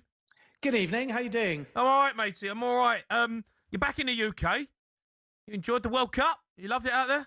Unbelievable, as you can see, fully tanned. In fact, no, I'm still only vampire pale, but brilliant experience following the US men's national team. And let's hope I'm a lucky charm, because England toiled through some of their early games whilst I was there. Now I'm home. Our performances are only going to get better and better, and we're going to win the whole thing. Yeah, well, welcome home, Ben. Welcome home. Let's get straight into it. Leandro Trossard, he's leaving the Premier League champions Arsenal and he's going to Besiktas. It's a surprising one. How's this one come about? Yeah, so this is a done deal between the clubs. It's 18 million euros and 2 million in add-ons. And the part Besiktas had to agree was with Trossard. And they have now succeeded in doing that. And Trossard will sign a 3-year contract with a 1-year option and an annual wage of about €9 million, so a big pay bump as well. Besiktas sent a delegation to the World Cup when Belgium was still in it. They met with the player and they've been able to quickly finalise it after the tournament. Belgium, of course, beat the US, but then went out to a late Mikel Merino goal and a 2-1 loss to Spain. So Trossard now expected to leave Arsenal, and his medical is likely to be completed in the next 24 to 48 hours. Okay, we've been talking about Aston Villa. It's been a rough transfer window for him. Youri Tielemans, turns out there's a release clause. He's going to Man United. Yeah, so £35 million release clause for Youri Tielemans. Nothing Aston Villa could do other than try and persuade Tielemans to sign a new deal, but he only wanted Manchester United. And Manchester United were basically working on the Ederson deal. They did some medical tests. They found a knee issue. They sent the results to specialists. Then they did more tests in Manchester before pulling the plug. And at the same time, Tielemans' deal came off, plus Andre Santos, which was announced earlier today. That's £48 million, £2 million in add-ons, and a 5-year contract with a 1-year option for Santos. So 2 midfielders for Manchester United. And the only upside for Aston Villa, who might also lose Luca Digne to PSG as well, he's got a release clause of under £10 million, and the player's already agreed to a move. But the upside for Aston Villa is Johan Manzarbi set to join. Freiburg and Aston Villa have an agreement in principle for just over £52 million. And this is a big coup for Villa because it looked like Newcastle United had won that race. But Manzarbi, who was at the World Cup with Switzerland, had delayed formalising the move, and Villa were able to pounce. And in the end, they've won that race. So some of the money that Villa are bringing in, even though they do need sales to balance the books, is also about strengthening in the market. But they definitely wouldn't have wanted to lose Tielemans. Bittersweet day for Aston Villa. Very bittersweet. Like obviously. I think they'll be gutted to lose Tielemans. Yeah, and Luca Digne really to Paris Saint-Germain. Not ideal at all. Ben, what's going on at Chelsea? Like Alejandro Garnacho, please tell me that he will never play for Chelsea Football Club ever again. Well, Chelsea would like to sell him permanently, so the short answer is yes, but the longer answer is that suitors so far are trying for different formulas, particularly Roma. They would like a loan with a conditional obligation. Let's see whether Chelsea agree to that. It will all depend on the total valuation and also how easy that conditional obligation is to meet. We have been here before with Chelsea to an extent, historically with Romelu Lukaku and Joao Felix, where Chelsea have said permanent sale. Same with Raheem Sterling, by the way, too. They haven't found one, and then they've caved a bit later in the window. But all signs are that there's multiple suitors interested in Alejandro Garnacho, including Roma. So Chelsea are quite confident in a permanent exit within the next 2 weeks. And Xabi Alonso was asked about Garnacho today and said that he's not been training with the first team because the club is trying to find a solution. The challenge at the moment also, regardless whether it's a loan with a conditional obligation or a straight transfer, is that Roma want to pay about €40 million and Chelsea value Garnacho at €50 million. So there has been a gulf in valuation, but right now Roma are one of the suitors, but there are other clubs. Al Qadsiya in Saudi Arabia, another to maybe keep an eye on if Garnacho opens the door to Saudi. So Chelsea are quite optimistic at the moment that they will be able to facilitate the permanent exit of Alejandro Garnacho. Ben, what about Spurs? Been a bit quiet for the last week or so. I'm waiting for another £100 million move. Been a bit quiet in the last minute, so Tottenham fans are suddenly unhappy. It's been a phenomenal window, but they're basically working their way up the field, right? Kinski renewal and Dubravka coming in, various defenders including Van Hecke. Senez is an outstanding signing, some contract talks likely to begin with Mickey van de Ven. Andy Robertson arrives, and then that double pivot of Fernandes and Tonali, and now it's about the left wing and the number 9. Number 9 is going to be a bit slower burner in my opinion because Richarlison's future needs to be resolved. My expectation is Dom Solanke will stay. And then over on the left-hand side, you've got Savinho, talks ongoing. Spurs want to pay less than they bid last summer because of Savinho's form, the fact he picked up an injury. There's 1 year less left on the contract. But let's see if Man City sanction that because they blocked it at board level last summer. Cody Gakpo could be a name of interest to Tottenham Hotspur. They like Junior Krupi as well. And they've got historical interest, a player that can play on the right or the left in Magnus Akliouche, although PSG are the ones working on that deal. The only player at the moment that Spurs haven't bitten on in terms of those versatile wide attackers is Rafa Leao. He was offered to Spurs, and yet Tottenham aren't, as it stands fans anyway, intending to move. Okay. Amazing. And Ben, anything else? Anything else that we've missed? Anything else on your radar? What should we be keeping an eye on? Well, I'd say for Chelsea, Pep Chavaria is a very interesting one, the Rayo Vallecano fullback. And Chelsea thought they would have a done deal here because my information is Rayo Vallecano quoted about 15 million euros package. And Chelsea said, fine, there's your asking price. And then Rayo Vallecano came back and said, we want 7 to 10 million more. So that's been a point of frustration, but Chelsea are still working on that deal. Inter and Curtis Jones could be one to watch, as we revealed yesterday on talkSPORT. Interest set to reignite their interest, despite the fact that earlier in the window they had a bid rejected for 25 million euros. And yet Liverpool are perfectly content for Jones to stay. And if he does, it's not ruled out if the window shuts that Jones has offered a new deal. And then one last one for you. Mason Greenwood has this evening given a green light to join Fenerbahce. That deal is worth over 40 million euros, and it's a 4-year contract that has been agreed. Now, Al Ahly in Saudi Arabia tried to hijack the deal unsuccessfully in the last 24 hours. And remember, Manchester United will receive a significant portion of the fee because they negotiated a sell-on when Greenwood left Old Trafford for Marseille. Okay, I've got to ask you about the World Cup, mate, because we're building up to the semi-final tomorrow. We've got England, Argentina. Out of the 4 nations left, how do you see it going? I think England are favourites against Argentina. I've not actually been that impressed by Argentina. They've laboured in a couple of games, including Egypt and Cape Verde. Switzerland gave them a run for their money. So this is the game, I think, where England's youth and England's depth will really tell. Argentina are one of the oldest tournaments on the paper. I believe their starting 11 was over 30 years of age in their last game. So people are focused on Messi, but don't forget Bellingham and Kane are the 2 form players. And I fancy England, if they have to outscore Argentina, to do so. So England to progress to the World Cup final for me, but both sides to score. And then Spain-France is fascinating because Spain have actually beaten France in the last 2 semi-finals that they've met, once at the Euros and once in the Nations League. And yet France just appear to be the form side and the favourites to win this World Cup. So I don't want to say France, if they progress, will beat England because I'm too patriotic for that. But what I will say is that I fancy it to be a France-England final. I fancy France to be the favourites. But let's just take off the journalistic cap and say France favourites, but England will still do them in the final. And Ben, just before we let you go, can I get your thoughts on player of the tournament? I believe, and there's been an ongoing debate, Jamie and I have been having this throughout the show. I believe that regardless of what happens from this point onwards, Jude Bellingham is the main man of this World Cup. It belongs to him. He is the best player of this tournament. Where do you sit on that? He's the best player of the tournament so far, and there's only a semi-final, a final and a third-place game to go. So I would agree with you that Bellingham has done everything to be a contender, and yet best players of the tournament will ultimately be defined by how the tournament finishes. So Michael Olise, Kylian Mbappe, both outstanding. If France win it, then if you score and have that impact like Bellingham did in the last game, if they do that in a semi-final or a final, it kind of trumps everything that's happened so far. So I don't think we can name the best player of the tournament for that reason. It's the same for Leo Messi as well. If Argentina beat England and then Messi does what he did 4 years ago in Qatar, he'll be the player of the tournament. So if I was giving out the award now, I agree with you, Jude Bellingham. But the reason why they don't give out the award now is because a heavy weighting of who gets the award will be based on who performs in the next 2 games. Ben, you're a star, matey. Thanks for coming on. Cheers, Ben. Thanks a lot. All right, it's Ben Jacobs there, our transfer guru.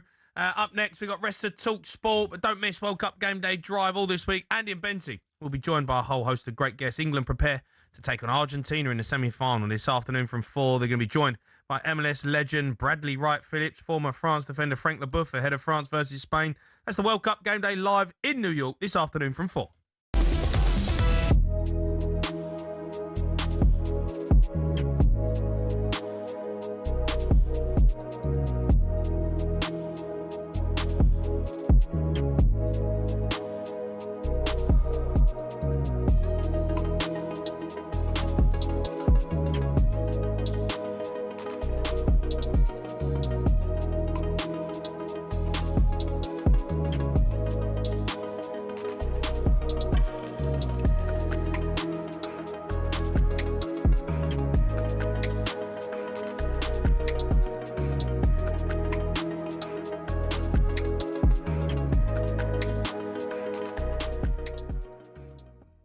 I mean, as recently as 2024, Bruno told us all. He told everybody who cared to listen what he wanted to achieve at Newcastle. Never said that I would like to leave. Since I signed for the club, I always said I want to put my name in the club history, and nothing changed. Nothing changed for me. It is keeping going. I still want to win some trophy for me. When I signed for the club, I said I want to play Champions League, and everyone said that I was crazy, and we got it. Now I wanna be in Champions League again. I wanna win something for the club. I think the fans deserve. We are worked so hard to get it, so this is still my dream. And then a year later, Simon, they win the Carabao Cup. And Bruno says, "This is my second home. We're making history. Someday, when I leave this club, I want the fans to sing my name the way they do Alan Shearer." I'm not sure that's going to happen. Well, look, first and foremost, ask yourself the question, why are these players suddenly all deserting the sinking ship? It's not a sinking ship, but it doesn't appear to be a particularly ambitious one. It doesn't appear to have an ownership model that everyone thought was going to change the whole direction of football. Oh, my God, we've just sold to a nation state, one of the richest nation states, and look what they're going to do to football. But they haven't done anything. They're going to buy everybody. They're going to buy Ronaldo. They're going to buy Messi. They're going to have this player here, that player, this player, you know, and they haven't. Yeah. They bought a bunch of players that to some extent, they've gone and made better. And these players are now doing what every player does, which is go, Liverpool. Yes. Oh, Arsenal. Yeah. Oh, Real Madrid. And that's what Newcastle have found themselves in a position of doing. So ask yourself the question, despite the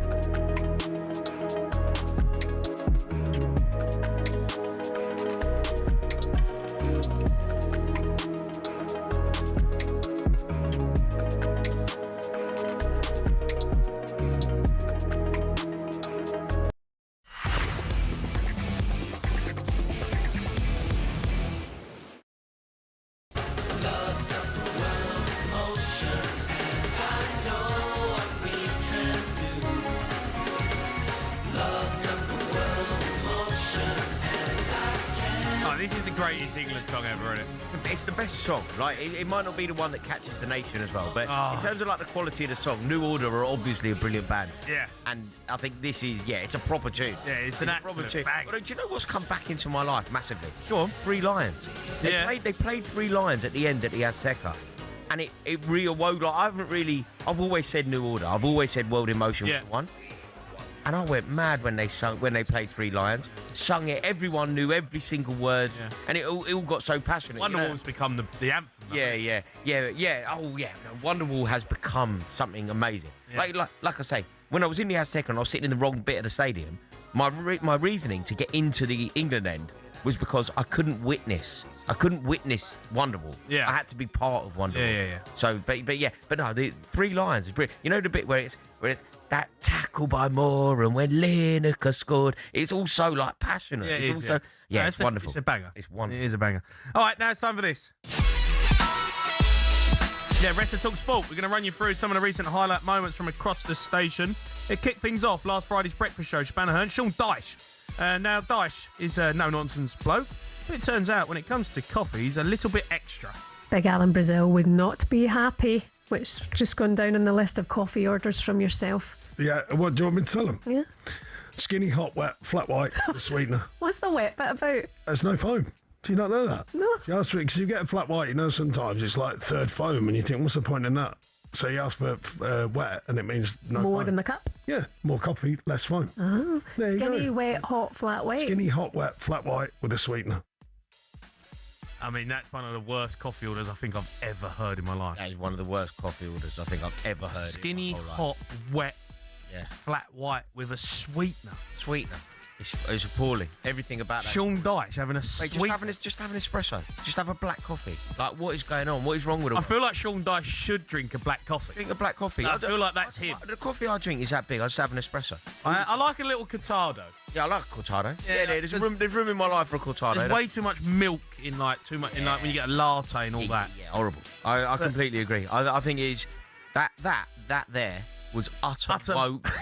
utter woke nonsense. It is utter woke nonsense. Oh, do you know what you would have said? You would have said that Sean Dyche would be the least woke man in the building. Yeah. Turns out he's not. Turns out he's a hipster. Yeah. He's a hipster. I know, mate. I've seen him at festivals. Yeah, I know. He's a You know, hipster. like, what's going on with Sean Dyche right Do you now? know what's happening to me? As I'm getting older, I reckon I am now the least woke man in the building. honestly, that's what I'm becoming. I'm just turning into my dad. I'm becoming the least woke person. I've got no time. Listening to Sean Dyche's coffee order there, absolute heartbreaker. I say to my missus, I'm turning into my dad. I know, it happens, doesn't it? Yeah. And I always say, oh, my dad's, he's always he's always moaning at something. Yeah. Turns out, I know. I'm now moaning at everything. I'm moaning at everything. Completely agreeing with the stuff that you said. And I'm just like, I need to rein it in. Do you know, I was watching Curb Your Enthusiasm. Do you watch Curb Your Enthusiasm? No. I was watching Curb Your Enthusiasm. It's Larry David. It's this American sitcom. I'm watching it on a plane home from I flew back into England from Houston. I'm watching Curb Your Enthusiasm. The whole joke is that he's meant to be really unreasonable, really out of order. Yeah. I'm watching the show and I'm like, he's bang on. Yeah. He's bang on. Yeah. Everyone he's arguing with, he's right. Yeah. I know, it happens, doesn't it? It catches you very quickly. Now, right, on to the World Cup weekender. Sam Ellard was alongside Sean Dyche, and he wasn't too impressed with Victoria Beckham. He's next to Victoria, who literally doesn't even move. It's almost like she's got no idea there's a game of football going on in front of her. And, I don't want to be that guy, but my first thought was, what a waste of a ticket. I mean, what a waste of it. Like if you've got to go to the game, my mum's not a big football fan, right? But when the World Cup comes along, she gets involved. I kind of agree with Sam here. I know the clip he's talking about as well. Have you seen it? I've seen it. I've seen it. David Beckham is like going potty. Yeah. Well, the whole family are. Yeah, Posh Spice just sat there. But she's not into football. She's not a football fan. Yeah. So how can you expect her to be passionate about something that she doesn't care about? No, she probably didn't want to go. I mean, she probably wanted to go and she likes the idea of it. But I don't think you can make someone passionate about a football match if they're not into it. Like my missus sees all my clips on the internet and she's like, I don't get it. No. Like, you're so into it. You're so passionate. And then she's like, I understand. You want to see England do well, but she's like, no. If I was they don't get it. Some of them just don't get it. If I was watching a sport, if I ended up at a sport where I wasn't particularly into, and England won, I couldn't fake celebrate. Yeah. Like, say England won the netball, I'd struggle to commit to a celebration. Yeah. Because I don't know the rules of the game even. I kind of get it on some principle. Is there not some sort of feeling though, like when you're there, even if if I go and watch I'll watch an NBA game, like the Lakers. So I don't care if the Lakers win. Yeah. But when I'm there, I agree with and that, I'm watching it, I'm like, I'm kind of into it. Like, come on. That's happened to me as well. I went to the Lakers. I was with Adi Oladipo. Me and Adi Oladipo went to watch the Lakers. I don't know anything, but they had a massive win. It was like a really historic win for them. Yeah. I was going mad. Yeah. I was going mad. It was like when Chelsea won the European Cup. I think my top is that off. just because we have like the genes are in us. Yeah, the genetics are there. Yeah. Like, no matter what it is, you're just like, you know what, I'm into it. No, I kind of do agree with Sam, but I What's also the most boring sport to watch? The most boring sport to watch, F1. F1? If you're there. Yeah. If you're there. It's not a bad one for the telly. I can watch it on the telly. Yeah, I stick it on the telly. Have you been to Silverstone? No. I'm not a huge fan. I like the idea of going. I live next to Brands Hatch. Yeah. Like, I'm on top of Brands Hatch. So I've got the racing there. Yeah. They used to have the F1 there, but I've got the racing there, the super bikes, everything. And you know what? I love the whole atmosphere and the build up. When I went, it was just really noisy. And everybody kind of went inside to watch it on the telly because they just whiz past you. Yeah. But there's very few sports. You know, if I'm at home, like when I'm watching a sport, I just have anything on and I can just watch it. Like at the moment, we're currently watching like women's basketball, the WNBA, and I'm kind of keeping an eye on it. I actually watched Sophie Cunningham and Caitlin Clark. They was on last night. Obviously, if I was at home now and this was on the telly, I'd watch the whole game and I'd have a favourite team. And I'd pick out a player. Yeah, it's actually all right. Yeah, it's all right. Yeah, no, I don't think there is. Aussie Rules. That comes on every now and then, early hours, mate. Me and Cundy sat here watching Aussie Rules. My dad's Irish. Brilliant. My dad's Irish, right? So he gets the hurling on. Yeah. He gets right into it. So do I. Yeah. When it's on, he just gets right it's into a brutal sport, Brutal sport. Absolutely. And a reminder, by the way, for all of the biggest World Cup stories, make sure that you head to talksport.com. Let's finish with a weekend breakfast show. They were joined by host of How to Win the World Cup, Matt Ford, and he decided to weigh in with his thoughts on the Tuchel and Bellingham interviews. You two alphas. These are like dogs of war, man. These are like, do you think Churchill and Attlee were sat around just like having pleasant exchanges? This is like, the chips are down, man. Your nation expects. I want big personalities with a bit of creative friction. It's good. It's Liam and Noel. Yeah, look, obviously there's been huge chat about the interview from Gabriel Clark and how that Bellingham responded and what Tuchel said. What did you make of that whole situation? I don't think anybody did anything wrong. Maybe the journo, maybe Gabriel Clark. But I don't think Tuchel said anything that he shouldn't have said. He said the performance wasn't good enough, and it's right that the performance wasn't good enough. We were very lucky against Norway. We're very lucky to still be in the competition. They were, at various points in that game, the better team. Tuchel's right to flag it. Jude Bellingham is also right to go, slow down a bit, Gaffer, slow down a bit. I've just done 120 minutes of football in the Miami Heat. Off the back of doing 90 minutes in the Azteca altitude. Yeah. So does everybody just want to calm down? We're doing all right. We're now into the semi-final. Everybody slow down. The only person who maybe has a question to answer is Gabriel Clark for cherry picking a point in the question. Yeah. I think that's what people's gripe is he took the one negative out of the interview and said it straight to Jude Bellingham. He didn't talk about the fact that Tuchel said that Bellingham was world class, and he went at the one moment to dig out a negative, and I think that's what people have got the gripe with English media. I think that's a fair enough complaint. I think that some people could argue that maybe that's the journo's responsibility. I would disagree.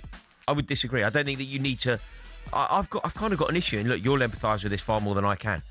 But Jude Bellingham, in that particular moment, he's completely irrational. Yeah. He's completely emotional. 100%. And then you're sticking a camera in his face and a microphone under his nose. 100%. I think it's kind of prey. You're seeing somebody in a vulnerable moment. They're vulnerable because they're so emotional. Yeah. And you're asking them some very poignant questions. Yeah, the last thing he really wants to be doing is an interview. Yeah. And being asked, and you know manager saying that he's basically the game's crap.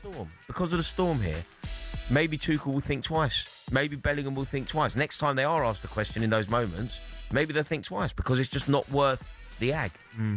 So no, I don't think Bellingham did anything wrong. I don't think Tuchel did. I do think that potentially Gabriel Clark did. All right, of course, you can find all our shows on the talkSPORT app. You can swipe between talkSPORT, talkSPORT 2, all our other sister stations, so you never miss a moment.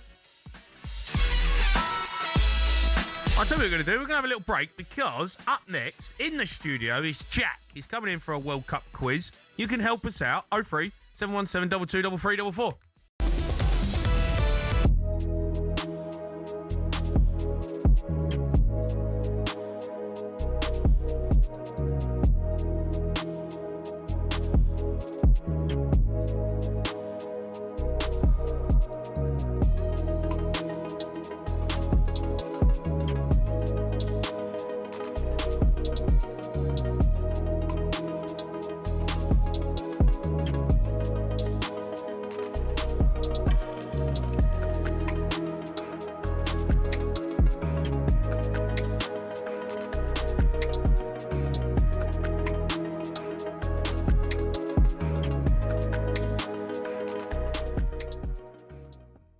That 30-year feud reignited between Roy Keane and Alfie Haaland. So Haaland's dad was obviously at the game, obviously unhappy with how things played out between Norway and England, whether it's his son being penalised for pushing Elliot Anderson in the box and that goal being ruled out, whether it's the ball hitting the spider cam for England's first. So he's really frustrated and he takes to X to sarcastically congratulate Bellingham and the referee, claimed Norway were robbed by the French referee Clement Turpin. In response, on his podcast, Roy Keane decides to stick the knife in even further by saying that alcohol could have impacted Alfie Haaland's judgment on proceedings because, quote, he always seems to be drinking alcohol at the matches. He added, if you're having a drink, then you're seeing the game differently. No love lost between them. A quick reminder, back in 1997, Roy Keane tore his ACL trying to tackle Haaland when he was playing for City. 4 years later, the two clashed again when Keane issued a premeditated sort of knee-high tackle on Haaland. So, yeah, absolute handbag still 30 years later, Gabs. Yeah, Roy's a bitter guy, though. Like I said before, I had him at Villa. But at least Haaland hasn't walked out his country at will.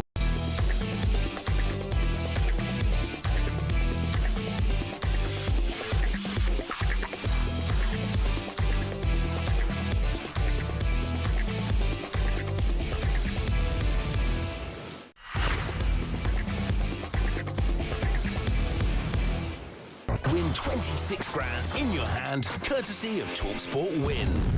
It's coming home, it's coming home, it's coming.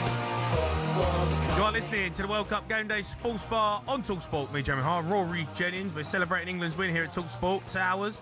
And to make things even better, we have 26 grand up for grabs. That's right, £26,000 in cash, completely tax-free. Is it coming home? Well, it definitely could be for you. If you enter, head to talksportwin.com now.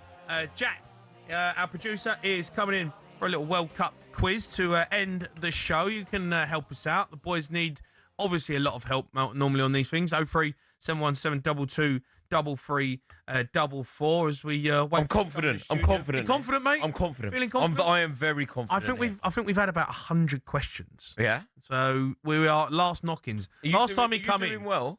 I'd say 50-50, but it's getting to the point now where Jack's starting to struggle with some questions. So he's just throwing guff at us. Really? Well, I'm going to take this incredibly seriously, and I will reign supreme.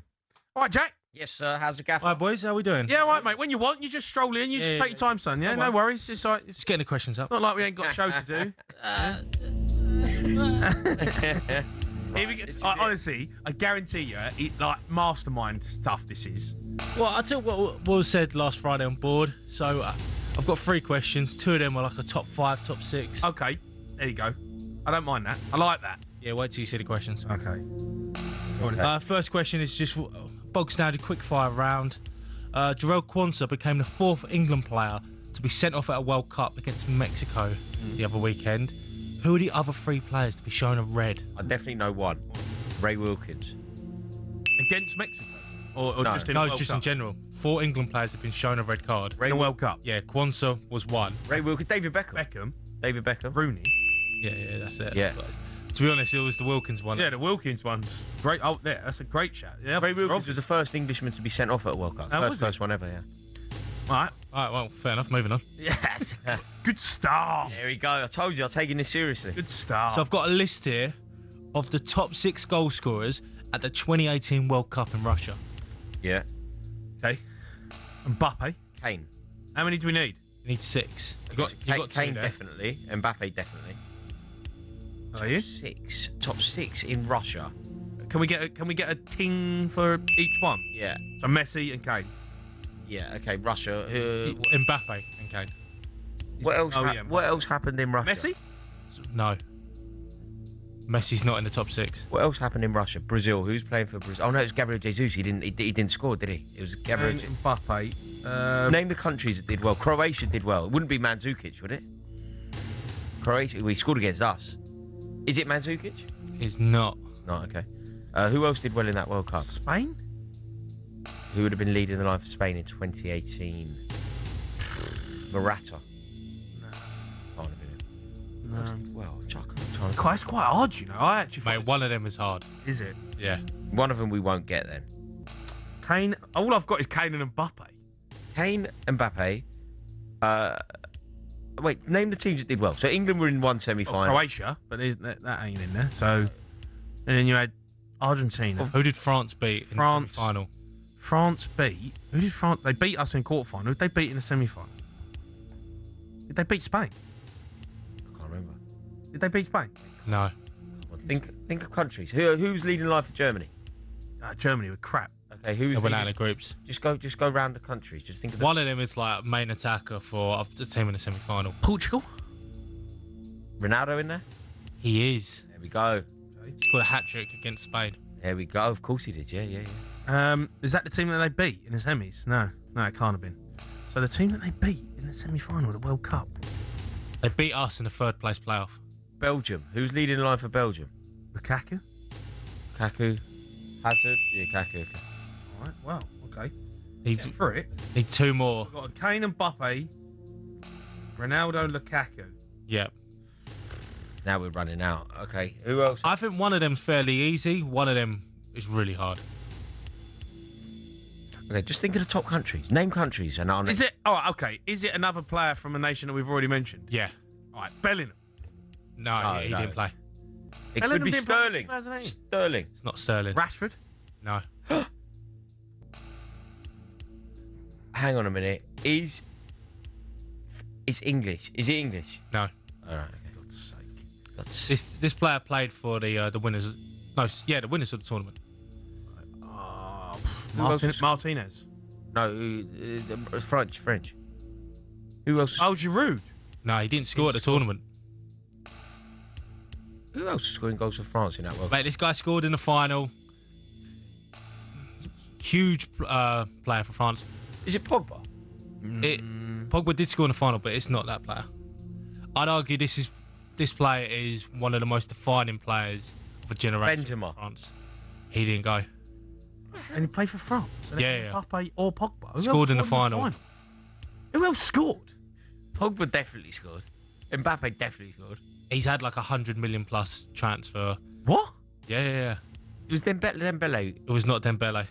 Who the hell's playing for France? This is Ribéry? No. I want Ribéry. Where are we going? Hold on, this is still. Who else? Is that £100 million move? Maybe it's Christophe Dugarry. I'm pretty sure it was. Where's he play? It was 80 to 100 mil. Okay, where does he play? Griezmann. Oh, cool. Yeah, did someone just shout at your ear? No, nobody did. What was the other one? Because we ain't getting that. We ain't getting that one. I don't know, mate. He's a good player. No, I don't know if we get it, mate. Who is it? Cheryshev. No. We're never getting that. Bagged 4 goals for Russia at the tournament. Fair play, Cheryshev. All right, come on in. Keep it going. Yeah. Top 5 goal scorers at the 2002 World Cup. Okay. R9. Closer. Yep. Closer. Yep. R9. Closer. Thierry Henry? 2002. Thierry Henry? No. No, they got grouped. Yeah, didn't go well for them. No. 2002 World Cup. Think of who did well in that. So obviously Ronaldo. Could be another Brazilian. Rivaldo. That's correct. Oh, good shout. So it was England went out in the quarterfinal. England went out to Germany? Brazil. Germany got to the final closer. The Brazil team was Ronaldo, Rivaldo, Ronaldinho. Couldn't be Ronaldinho as well, could it? No. What about England? I know we went out in the quarterfinal, but Owen? Was Owen playing then? Owen was playing, but I don't think he scored enough. He scored against Brazil, but I don't think he scored enough. Batistuta. No. I think they went out of the groups as well. Yeah. Is there R9 closer Rivaldo? How many more do we need? 2 more. Is it going to be a South Korean? No. Because I thought you... Give us a clue. One of the players played for a team we knocked out in the last 16. We knocked out in the last 16 in that tournament. The other one... We beat Denmark. Did we? We beat Denmark, I think. Yeah, we beat Denmark 3-0. I think Ferdinand scored. Who's scoring goals for Denmark? Laudrup. Nope. Who's scoring... Oh, the geezer... Oh, no. Who am I thinking of? No, I'm not. Oh, hang on a minute. Thomason. John Dahl Thomason. That is correct. Shout, Rory. Well done. Last one. Clue? One of like the biggest name strikers from like the late 90s going into the 2000s. Vieri. That is correct. Wow. Rory's all right, you know. It's not bad. You're running out of questions. Yeah. I've got one though. Come on. It's quite long-winded. I've got a list here of the top 9 goal scorers. 9 at the 2006 World Cup. 06. But it's hard because after 9, it's then down to players that have only scored 2 goals. Yeah, that's hard. So the top 9 are players that have scored more than 2 why goals. 9? Why have you got 9? Because he needs Like, a he's minute. dragging this out. The reason why it's 9 is because if I got rid of the players that scored 3 goals, I'd be asking for the number 1 player. 2006? Yeah. There's 9 players. Okay. 8 of them are all levelled on the same goal. So 06 would be Trezeguet? No. Mate, going down the right path though. 06 is... Oh, mate, that's tough for me. Henry. That is correct. Okay. Okay, 06. Who's at England? How did we get on? 06. I think we were crap, weren't we? No, it didn't go particularly well. We beat Germany, didn't we? Zidane. That is correct. Think of 06. Who did they beat in the final? Italy. Italy. Who? Del Piero. No. Who else was up front? Vieri. No. Try it. No, he was injured. He didn't make it. Is there an Italian player in there? Totti. No. No. Okay. Really? Yeah, no, it's quite surprising. And they got to the final. Yeah, they won the whole thing. Oh Oh my God. Yeah. I think their main Is it Grosso? striker. Yeah, he scored a winning penalty. Luca Toni led the line for them, but he didn't get his first goal until the quarter-final. 2006, Germany. Okay, to Germany closer. Yes, he won the Golden Boot with 5. Yeah. Okay. Up front for Holland. Who was up front for the Dutch? You know, was it still Bergkamp? It's not a Dutch player. No Dutch player. Okay. Is there an English player in it? No. Spanish. Torres? Yeah. That is correct. Yeah, sorry. Is there another Spanish player in there? Yes. There is another. Iniesta. No. Fabregas. No. Oh mate, is he a winger? He played out wide, but he was also a striker. Played out wide for his club. Is it? Did he play for Chelsea? No. Joaquin. No. He played for Barcelona, Valencia. Oh. Played for Barcelona. David Villa. That is correct. How many more we got? He was some player, by the way. Yeah, 1, 2, 3. That goal against Man United. We got 5. We got 5? Yeah, need 4 more. One of them's a tapping. Just think of like best striker that played in like late 90s, 2000s. Because I don't think you've said his name yet. Oh, 9. Yeah. Okay. Okay. 3 more. Okay, the World Cup in 06. God, this is. One of them. Was there Cristiano Ronaldo? Ronaldo? No. One of them is German. It's not closer. He played for Arsenal in the Prem. Striker/winger. Schürrle? Podolski. No, that's correct. Podolski. Good 2 shout. more. They're Argentinian.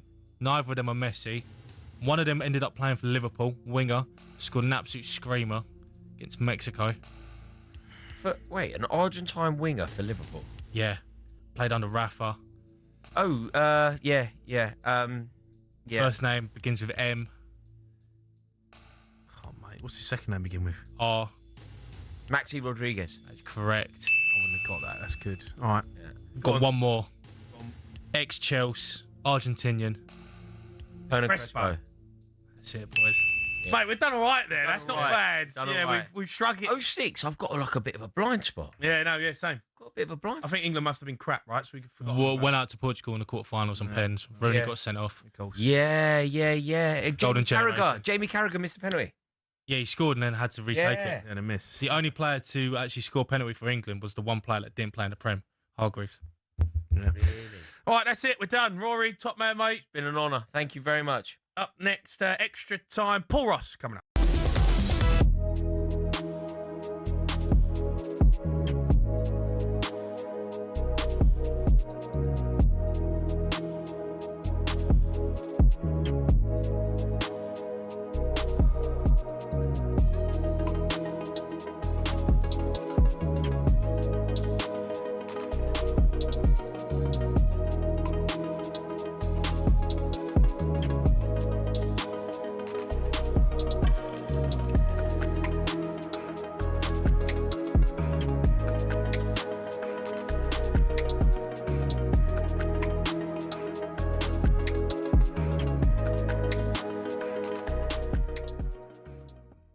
British sensation Arthur Ferry shocked the world, becoming just the second ever wildcard to make a Wimbledon semi-final.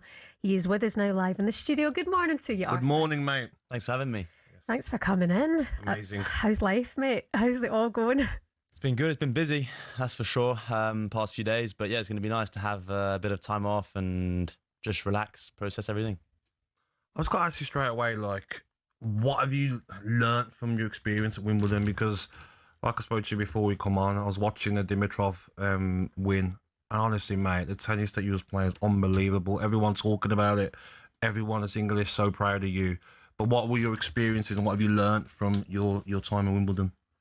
Yeah, it was the first time that I, caught the general public's eye, and I was playing in front of a lot of people. So, yeah, getting used to that was